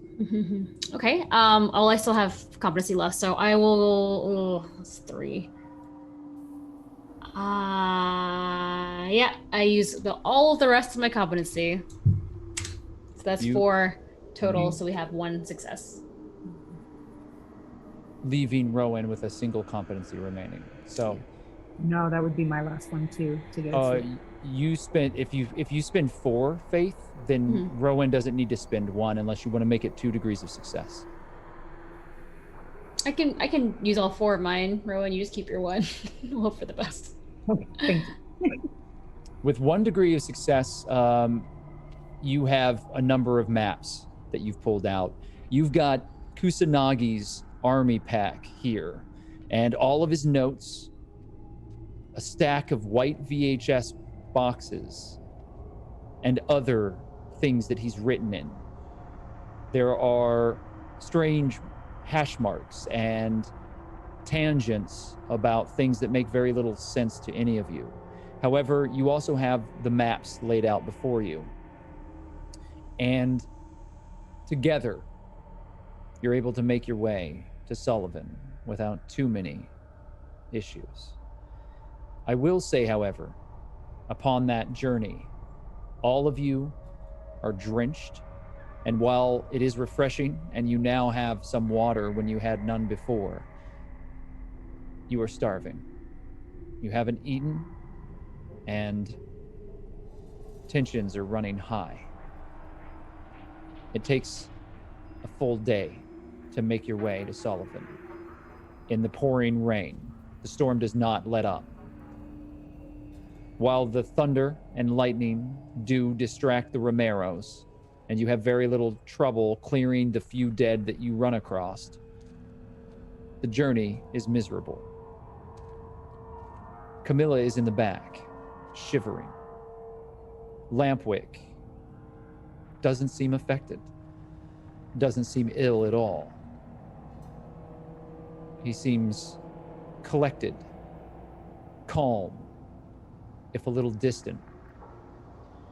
Achira is very protective, often pulling him aside and checking in on both him and Camilla, being very cordial with the two of you. She does everything she can to continue to scout forward. She doesn't argue about Sullivan, but she does mention that once you arrive or get the radio working, that she'd like to contact the Enders line. It only makes sense to try to find out what else is happening out here, to let them know that they're still alive. As far as the radio goes, Rowan, the entire journey, you continue to fiddle with it, hoping to break through. Do you have any advanced engineering or electrical skills that may be of use? I don't think so. I think it's just like basic army training. So anything that she would have learned in basic pretty much to help her with that. You have construct engineer. I'll go ahead and roll for you. You have Citadel tools. It's going to make this a 21 or below.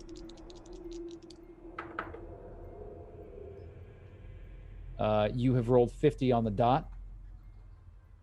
So you have 2 degrees of failure.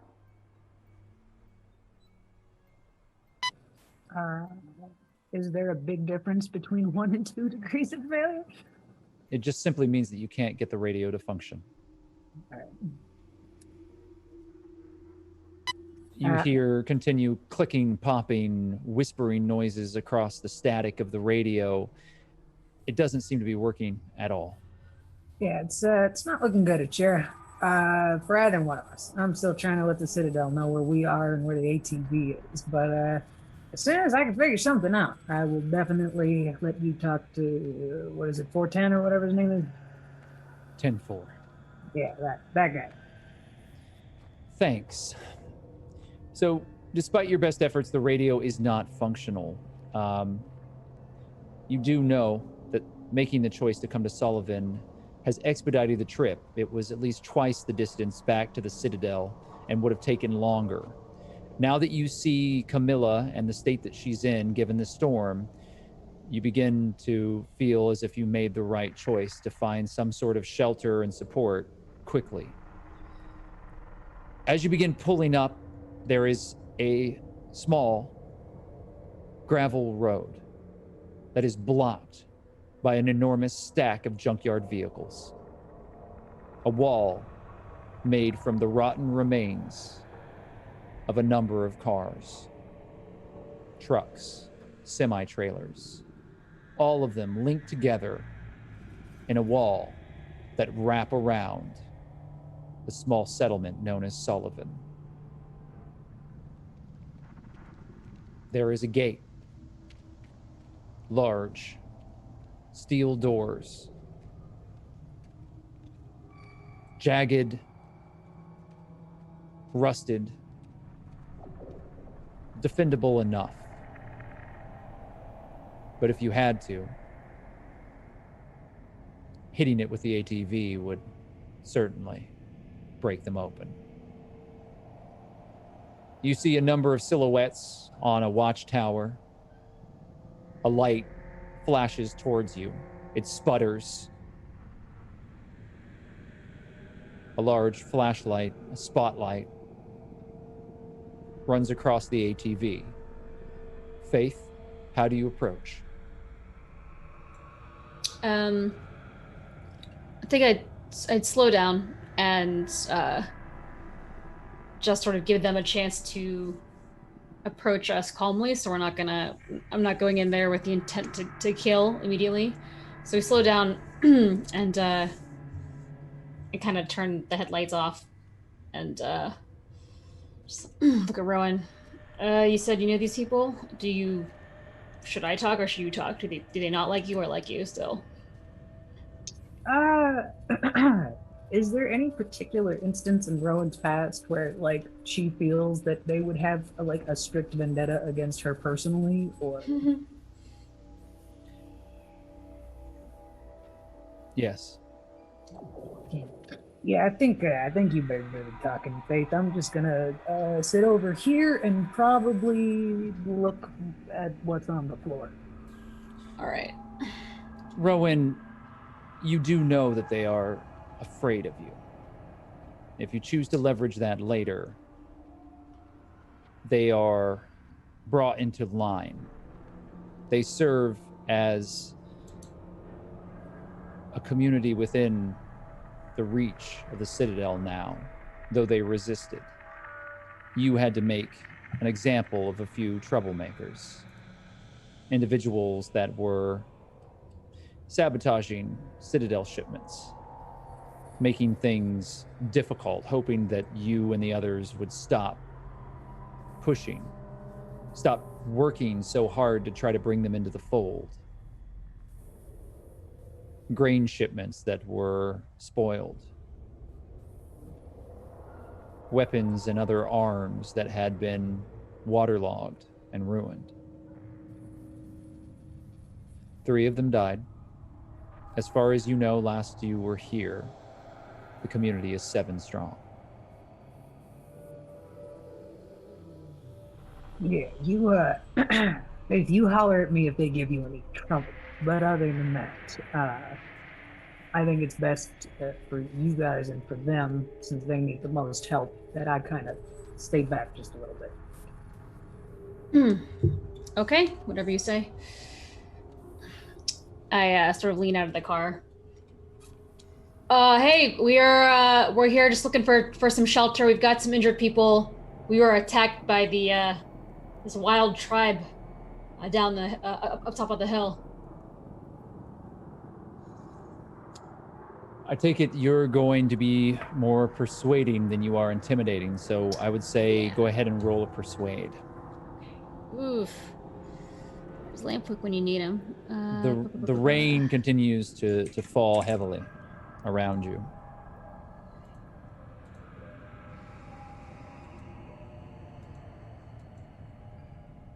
very bad.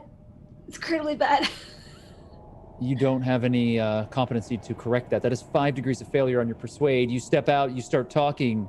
The light is flashing upon you, and you watch as the spotlight lands on the hood of the ATV. There, emblazoned in white paint, is the skull, the beret, and the sword and shield of the Citadel. It lingers there. The light turns off. Lampwick pushes forward.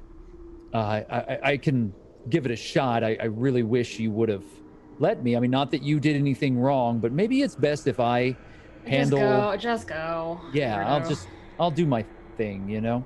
And he sort of like pulls himself up and out and walks hands up towards the gate. Look, I'm not really with them. I'm not with the Citadel. I want to talk. That's all. Let's just have a conversation. And as Lampwick strolls in the rain, as it beats down in sheets across to all of you, you see the light flip back on, and the gate opens slightly, and Lampwick starts talking with an individual.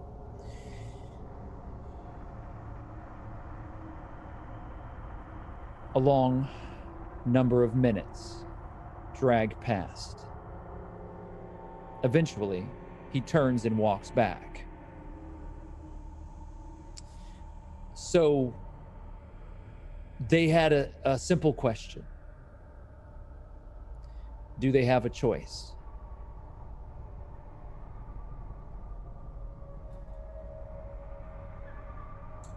No, not. I mean, well. I mean, we should let them think they have a choice so they help us. I mean, someone here is gonna die if we do not stop and rest and get used to some medical care. But between you and me, wait. No, they do. Yeah, they're not happy, but I'll relay the information. And he sort of like smiles as he walks back. I'm gonna do everything here. I just want you to remember that I'm smoothing this over. So if when we get in there, you could just let me continue to do the thing that I do real well, that would be helpful, because I will then be able to continue to make things copacetic for all of us, as opposed to either of you, no offense, but flying off the handle and threatening them, because this is going to be sensitive, right? And we want some assistance. Yeah, you do your thing. You talk to him. Faith and I'll just keep an eye on things. He walks back through the rain to the gate, talks for a few more minutes, and slowly the large metal gate opens. And inside you see a number of pitiful shacks, welded together, old sea containers, corrugated steel, strapped together with rotten boards and large pieces of concrete. There are a number of scraggly dogs that run through the open area. It's just a handful of little streets. Perhaps Sullivan was at one time larger, filled with more life. Seems like a ghost town now. Most of the small huts have been abandoned, and there are a large number of mounds of earth and a large pit in the center filled with ash. Fires burn in large steel drums, and the ATV rumbles in slowly as a number of bedraggled individuals carrying weak, small, broken-looking weapons, little more than antique firearms, pitchforks, tool implements. Nothing worthy of the Citadel, certainly. These dirty, tired faces glare at both of you as the ATV rumbles into Sullivan.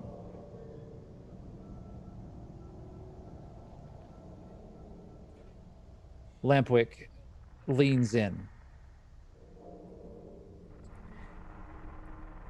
You know, it's funny. They mentioned you by name, Rowan. Yeah, that checks out. What'd they say? They asked if that was you. I said yes.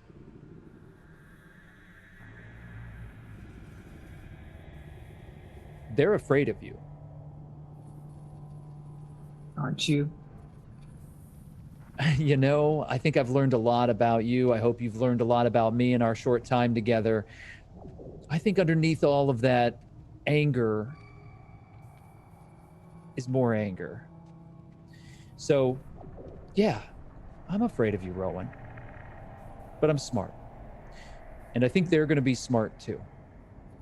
So, maybe we just curb any amount of murder and mayhem for a night and let these people do what they do. Take what we need and only what we need and get out of here as soon as possible. Because the thing about people who are afraid of you, you don't really want to fall asleep in their house. No, you do not. That is accurate. And at least now you've come to know that. This is not a place we can stay for very long. You might be fine, and she might be fine. And I thumb back to Camilla. Or what? If you guys need medical attention. And I'm not really doing this for you as much as I am for her. And I think that if they don't know that she's one of us, between you and I, Lampwick, maybe don't tell them. She's trying to leave and get away, and this might actually be a good place for her. Yeah, you kind of read my mind, because I don't think if we go forward, we should take Camilla with us. Not like this. Yeah, but then we gotta, head out pretty quickly. But, Yeah. Achira sort of interjects herself and grabs onto Camilla and starts to help to unload her. A number of the individuals from the community start to circle around. There is a ragged old man with a gray beard, missing one eye. It's been wrapped over with old, oily-looking bandages. Bald head, long, straggly gray hair in the back. Wearing a pair of filthy overalls.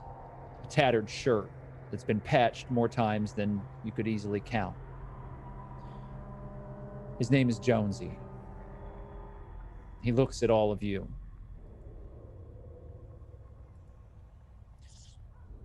I was hoping the Barack was wrong, but I can see now.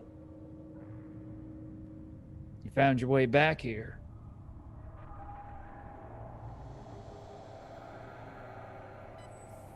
yeah. Yeah, we just need a little bit of your assistance.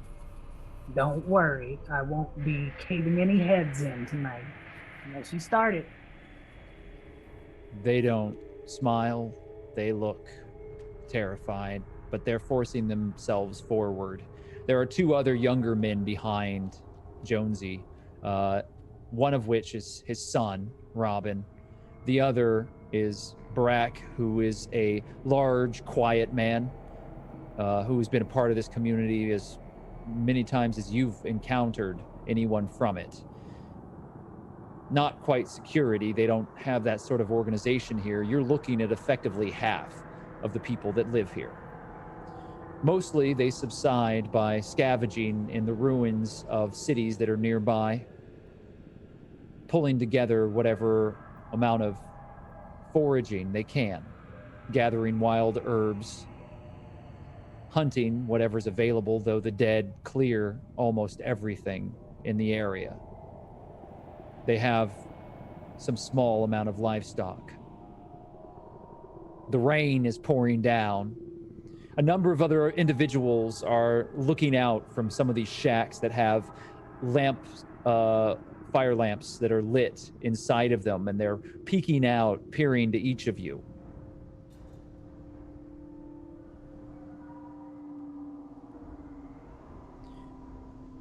You made a good example of Jesse.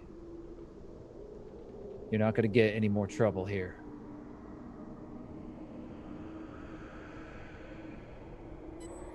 Good. Well, then hopefully we don't have to do any of that ever again. In the meantime, some of these folks we found along the way, and despite what you may think, those of us at the Citadel are not completely heartless. We got a pregnant woman in the back there that probably needs a little place to stay, and I don't think the Citadel is the place for her. Seems like a sweet little thing now. Get along with you guys real well.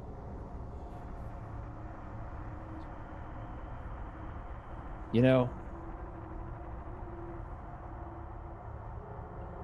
for not being monsters, you all start looking the part. You know, if you look hard enough for something, you will always find it.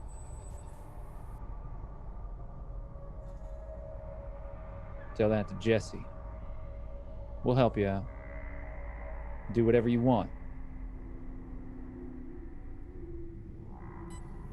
Just whatever it takes to get you back out of here. I will be out of your hair by the end of the night. In the meantime, maybe something to drink.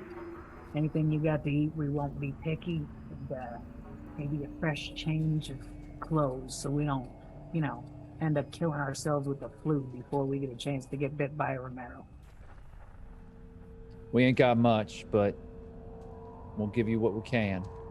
And he looks over at the man known as Brack and motions, and Brack turns and rushes into a number of these small huts and starts gathering things together. Everything on that east side,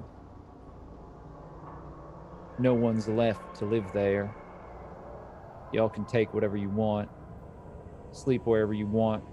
Might need to kick the dust and debris out of the bedding, but it'll suffice, at least for the night, if that's all you plan on staying. No, well, we plan to be out as soon as possible. Again, just trying to get these ones squared away, the ones that need some medical attention. You still got people here that know what they're doing, right? Val can patch up a few of y'all, but we ain't got much medicine. There isn't anything left. You took it all. I look back at Achira and Lampwick and go, but you didn't want to go back to the Citadel. Well, anything that you have that can help them, including patching them up, that I think would be better than what they got going on right now. Achira slaps the medical box down. You can have some of this. She opens it and starts to pick through it.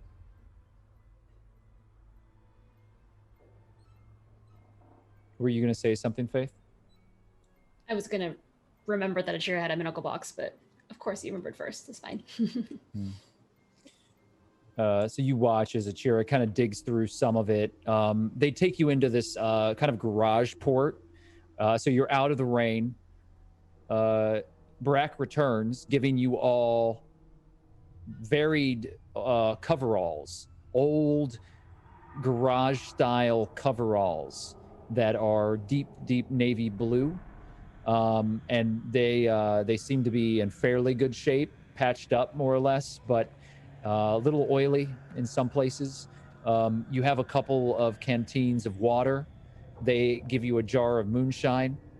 You get a small chunk of dried meat and a bowl that's full of cooked beans for the group of you. It's not much, but it's something. And considering how little you've all eaten, it's quite a bit. So Jonesy looks to all of you, and no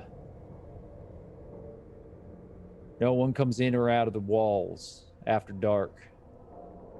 Them's the rules.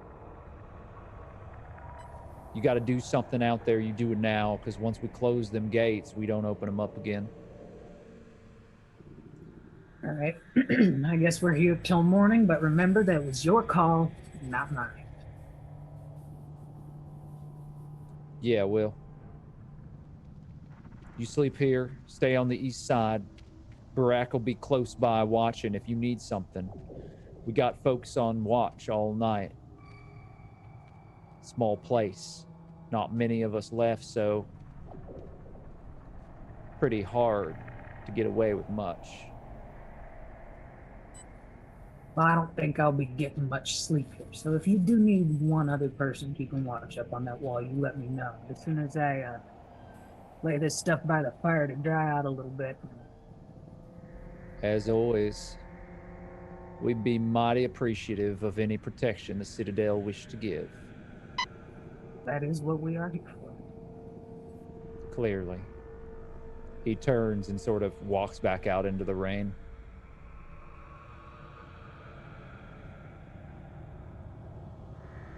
You're all alone.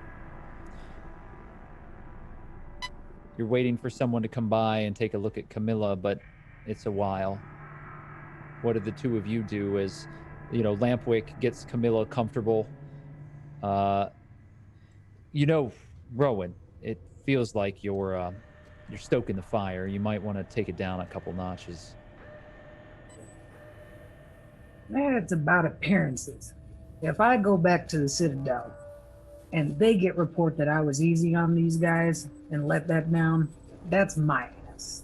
So as nice as you may think these folks are, no one's ass is more important to me than my own. And I think you are aware of that.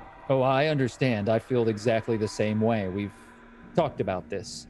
Yes. Whatever it takes. But right now, I think, open hand instead of a closed fist might be in order.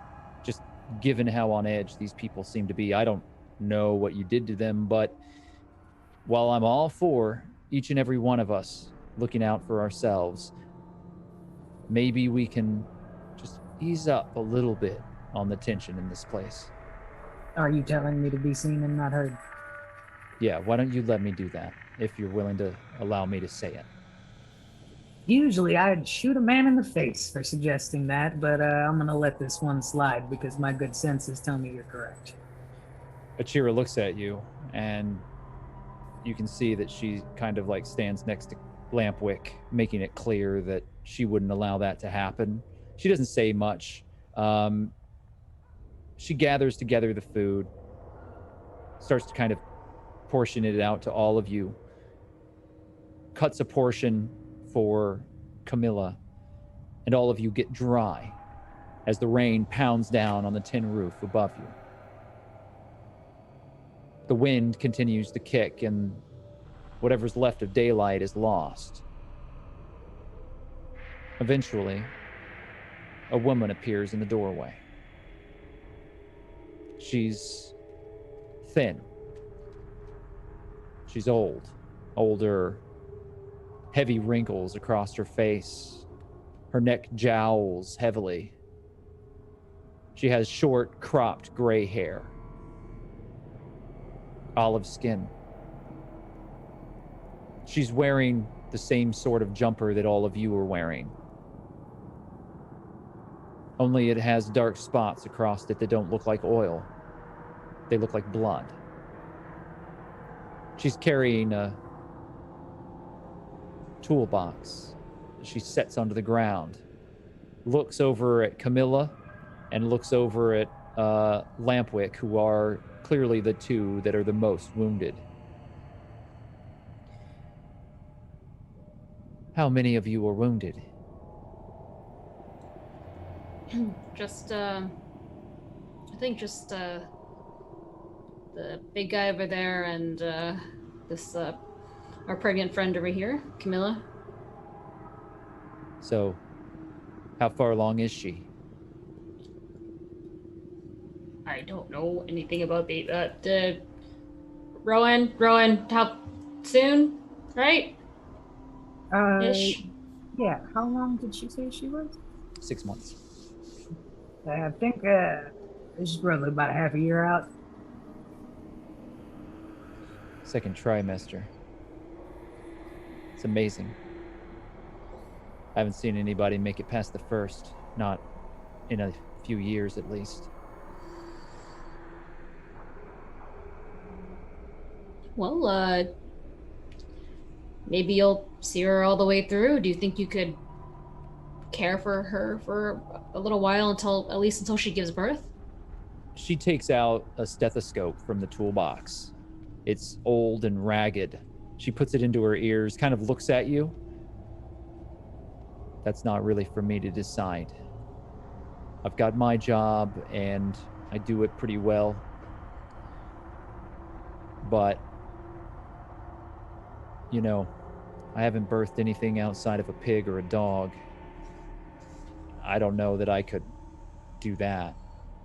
She starts listening for a fetal heartbeat. Seems like she's okay. Huh.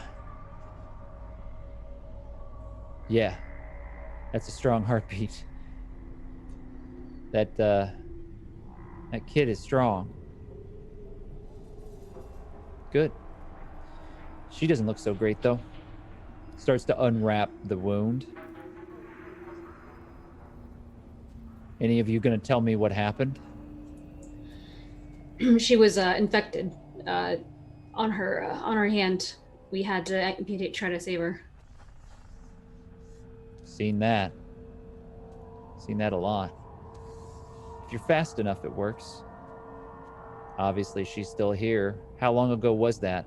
She starts to she takes a lighter and she sparks a light and is kind of trying to catch her eye and get her to follow the light.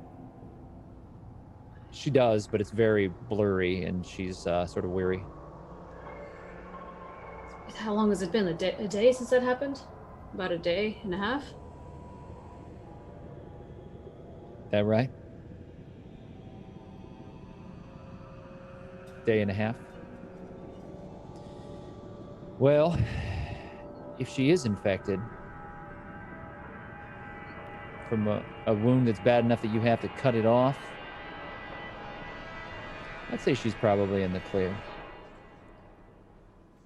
I'm going to recommend we tie her down tonight, though, just in case.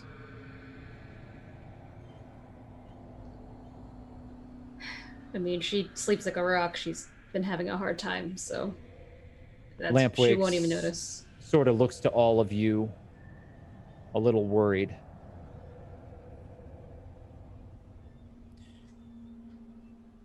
Yeah, so we'll tie her down. Yeah, we'll take care of it. You'll understand I'll need to see, just to be sure. I mean, can't have one of the Romeros in the walls. Yeah, we get it.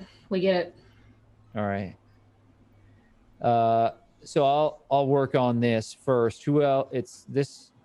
As she looks towards Lampwick, and Lampwick is all of a sudden kind of pushing himself back a little further into the darkness of this hut. Yeah, I took a spear to the side. If you just got a place for me to patch myself up, I can handle the stitches. It's not all that. I just need to disinfect it, and I don't want that rust to cause any problems. Suit yourself. You brought the equipment, really. Everything I've got is little more than needle and thread. We've got some shine that we use to clean out the wounds, but maybe you've got something better in that fancy box you brought. Achira kind of looks to all of you. Yeah, I'm going to help him out. We'll be fine. Thanks for your help. They start picking through the medical gear, and you watch as Achira and Lampwick step away. They tend to his wounds outside of the hut.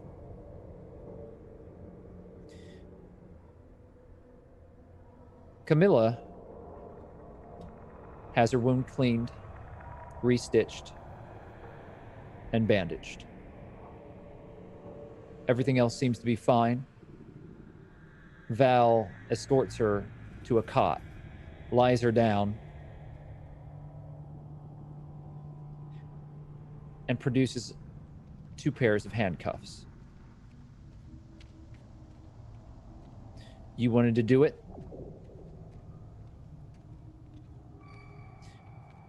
This is welded steel. It's heavy as hell. There's no way that even she could pull it loose if she turned. Only thing is, you gotta... Well, she's only got the one wrist, so 1 ankle, 1 wrist. All right. As long as we get to keep the keys. This is our friend. So if anything goes weird here, we're gonna go. Fine by me. She hands you the keys. Just make sure you don't unlock them. Not until morning. She'll be fine. We'll take care of her. I know she's probably got a bladder the size of a pea, but there's a bedpan right there. All right. I go over. Before I do the handcuffs, I get like a towel or just some loose cloth, and I kind of try to pat it a little bit so it doesn't hurt her. Camilla, sorry, bud, but you know how it is. I'm sorry, what? Just go to sleep. You're gonna be fine. You're gonna feel super good tomorrow. Where are we? Who's that? We're safe. We're safe. It's Faith, your roommate. Remember me? Faith? Yeah, don't take me back. I don't want to go back. Okay, we're not going back. I think we found you a nice little place to hang out. It's not the Citadel. Just go to sleep, bud. Her eyes kind of sharpen and she sees you standing in the back of the room, Rowan. What do you do?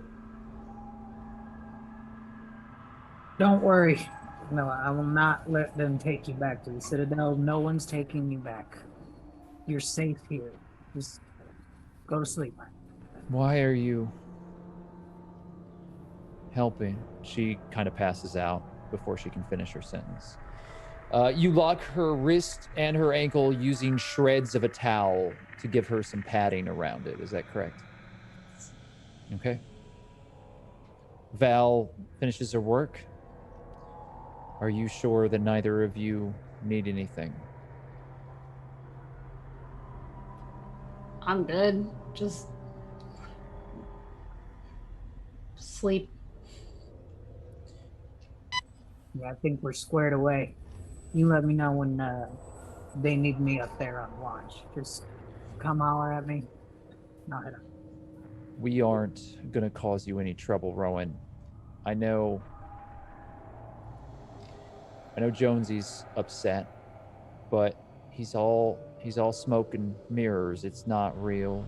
So if you could just please not hurt us and let us just get through this night, we'll keep doing what you ask. Shipments will be there. Every damn turn of the season, you can count on it. We just don't want to be hurt anymore. There's not enough of us. We're dying out here. Well, now you have at least one. And she'll point to Camilla. That's 2, and I don't know how long they're gonna last. Not out here, but we'll do whatever you ask. You want us to watch over her, we'll watch over her. Just leave Jonesy alone. He's lost enough. Please. I can do that for you. She nods, gathers her toolbox, and leaves. The rain continues. The streets outside in Sullivan begin to flood. As night falls, the heavy steel doors are locked, and after you eat, Barak appears in the doorway. You mentioned you wanted to watch. You can do that.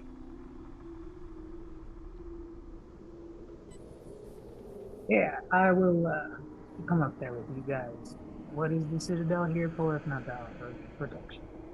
And Right. I'll grab her gun. You grab your gun and you walk out. The large man kind of shuffles out before you. He is limping. You can see that his leg is wrapped up. Maybe it was broken or he has an infection. You're not sure. It's not healthy looking. He pulls himself up a wooden ladder. You follow. You're standing on this outcropping of roughly hewn lumber that's strung out in these walkways around the edge of that metal barricade that's been built with old cars, sea containers, semi-trucks. It's quiet. There's only a few fires flickering in the community behind you. And out in the open, in the wild, you see the darkness, the rain, the lightning. Heavy fog hangs low. There's nothing, as far as you can see. Just the jagged remains of the highway. Old buildings that have been shattered, brought down to the ground. You're in the wild, alone.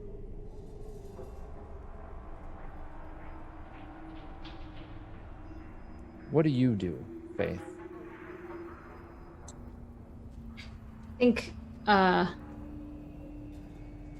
probably before we were eating and all that stuff happened, I had probably dragged well, I don't know actually, and the way the car is set up where the two bodies are with Omar and Inez, were they covered enough to not get like totally soaked in rain, or would I have had to drag them inside? You'd have to drag them inside. So I would say that if I hadn't done it yet, I would do that. Just kind of sit. Yeah, I'm gonna say that a younger man comes out and helps you when he sees you pulling the bodies out of the back. He has heavy scarring across the side of his face, and it looks like he has been struck with a knife, and his ear has been completely removed. His side of his head is shaved, and he is sort of hesitant. And as he steps forward to try to help you, you see that 2 of his fingers on his left hand have been removed. You don't have to do that on your own. Can I be of help? Sure. Just want to get him in and out of the rain. I ain't seen your face before with the Citadel convoys. Are you new on this route? Yeah, you could say that. No. Sorry that you seem to have lost these people. 2 dead bodies. You're carrying them with you. What about that third up on the top? You want to bring that in? No, that's basically human garbage. It's a really long story. Let's just get these 2 in for now. My name is Robin. I'm Jonesy's boy. Hey, Robin. It's Faith. Yeah, I'm with the Citadel. But Faith. Don't worry about us. Yeah. Yeah, it's a pretty name. I'm sorry. I never heard nobody named Faith before. Probably Not a lot of that. Not a lot of names, I guess, if you think about it. Yeah. By the numbers. So the 2 of you carry these bodies. You're dragging them back. Where do you take them into the hut that you're staying in, or do you take them into a separate hut? I think the hut we're staying in. Okay, it's crowded, but you bring in the 2 covered bodies, and the rain is sort of seeping off of the wrapped tarps, and these kind of pink puddles form underneath them as you realize that they're still bleeding. There's coagulated blood pooling now in the dirt.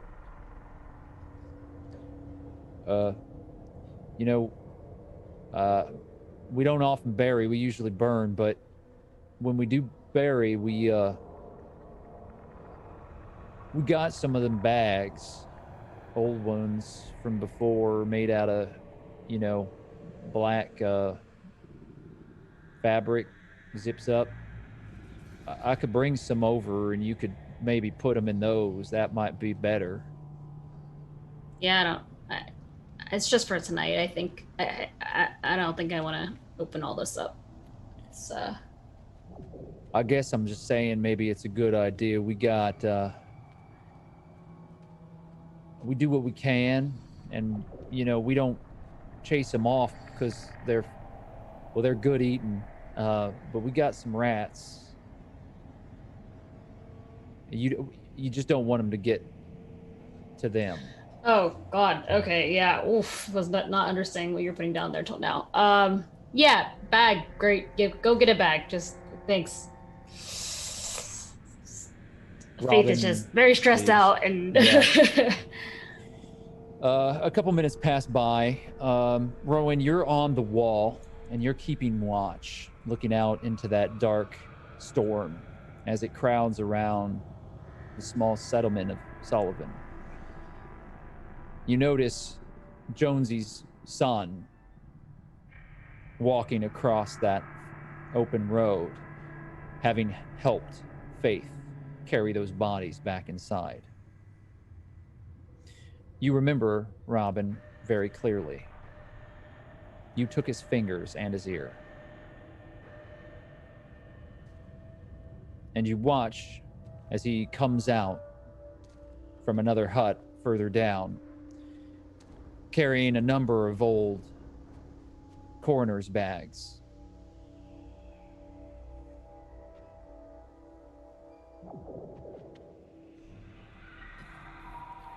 Those for our people? Yes, ma'am. Yes, ma'am. They're. She asked if I could help, and I just wanted to keep the rats away.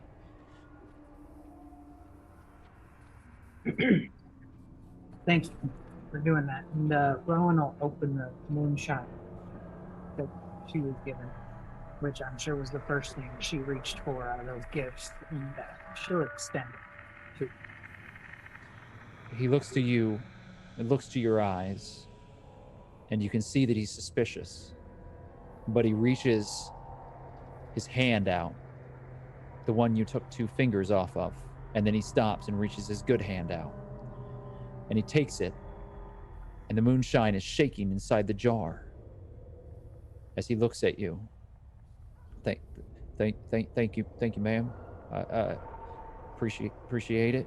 And he takes a sip, and then sort of hesitantly hands it back to you. She takes it and immediately takes a swig of it herself to kind of like signify to him that she didn't do anything to it and kind of try and calm it down a little bit. Visibly breathes easier as soon as that happens. And she just twists it up, puts it back in her pocket, and goes, "Thank you." Yes, ma'am. If you need anything while you're on watch, you just say the word, and I'll be here.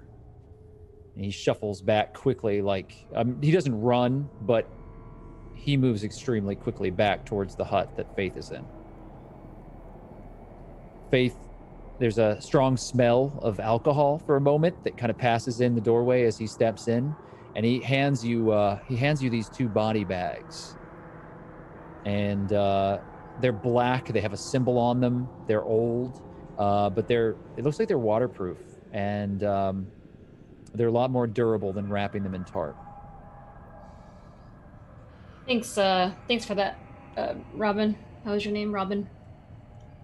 That's right. Yes, that's my name. All right. Yeah. I mean, that's all I need. Thank you. You can, if you're working or doing whatever, you can go back to that. I'm just gonna get these guys in here. He turns to leave, but before he walks out the door, he stops. Y'all ain't gonna kill us, are you? I'm not gonna kill you. There's some people in here I'd like to kill, but now's not the time. We just came from a really rough situation from over the hill. Hey, actually, you ever encounter any of those marauders, those weirdos that eat other people, dressed in animal skins? They're not weirdos. They're quiet. They stay to themselves. We don't go over there because they kill anyone that gets near them. Well, we didn't know that fun little rule, so all this happened. Yeah. So I think I can call them what I want. Yeah, you can call them whatever you want. Weirdos, whatever you want. That's the truth. Do you know how they, I don't know, how they organize or who their leader is? You seem like you have some knowledge of their little troop. Well, I don't know. I'm not much of a scout, but I do hunt with my paw from time to time. And we have to get close, but we just stay as far back as we can. They don't like it when we get near. They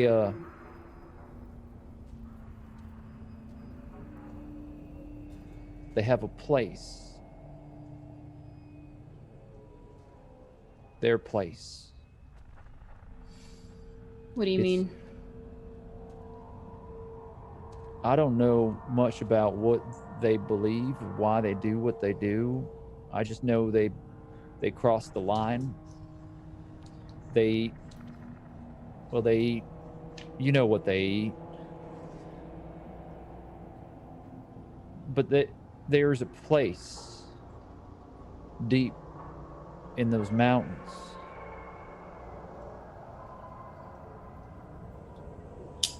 And they gather there, all of them. And you can hear them screaming into the wild, howling like banshees. And they burn things. They set everything in that place on fire.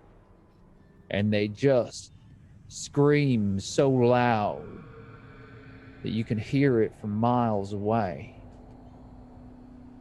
And if you get caught anywhere near them, they take your skin when you're still alive and make you watch while they eat it. Well, thanks for that information, Robin. I'll tell you this. We're not here to hurt your little village or kill you.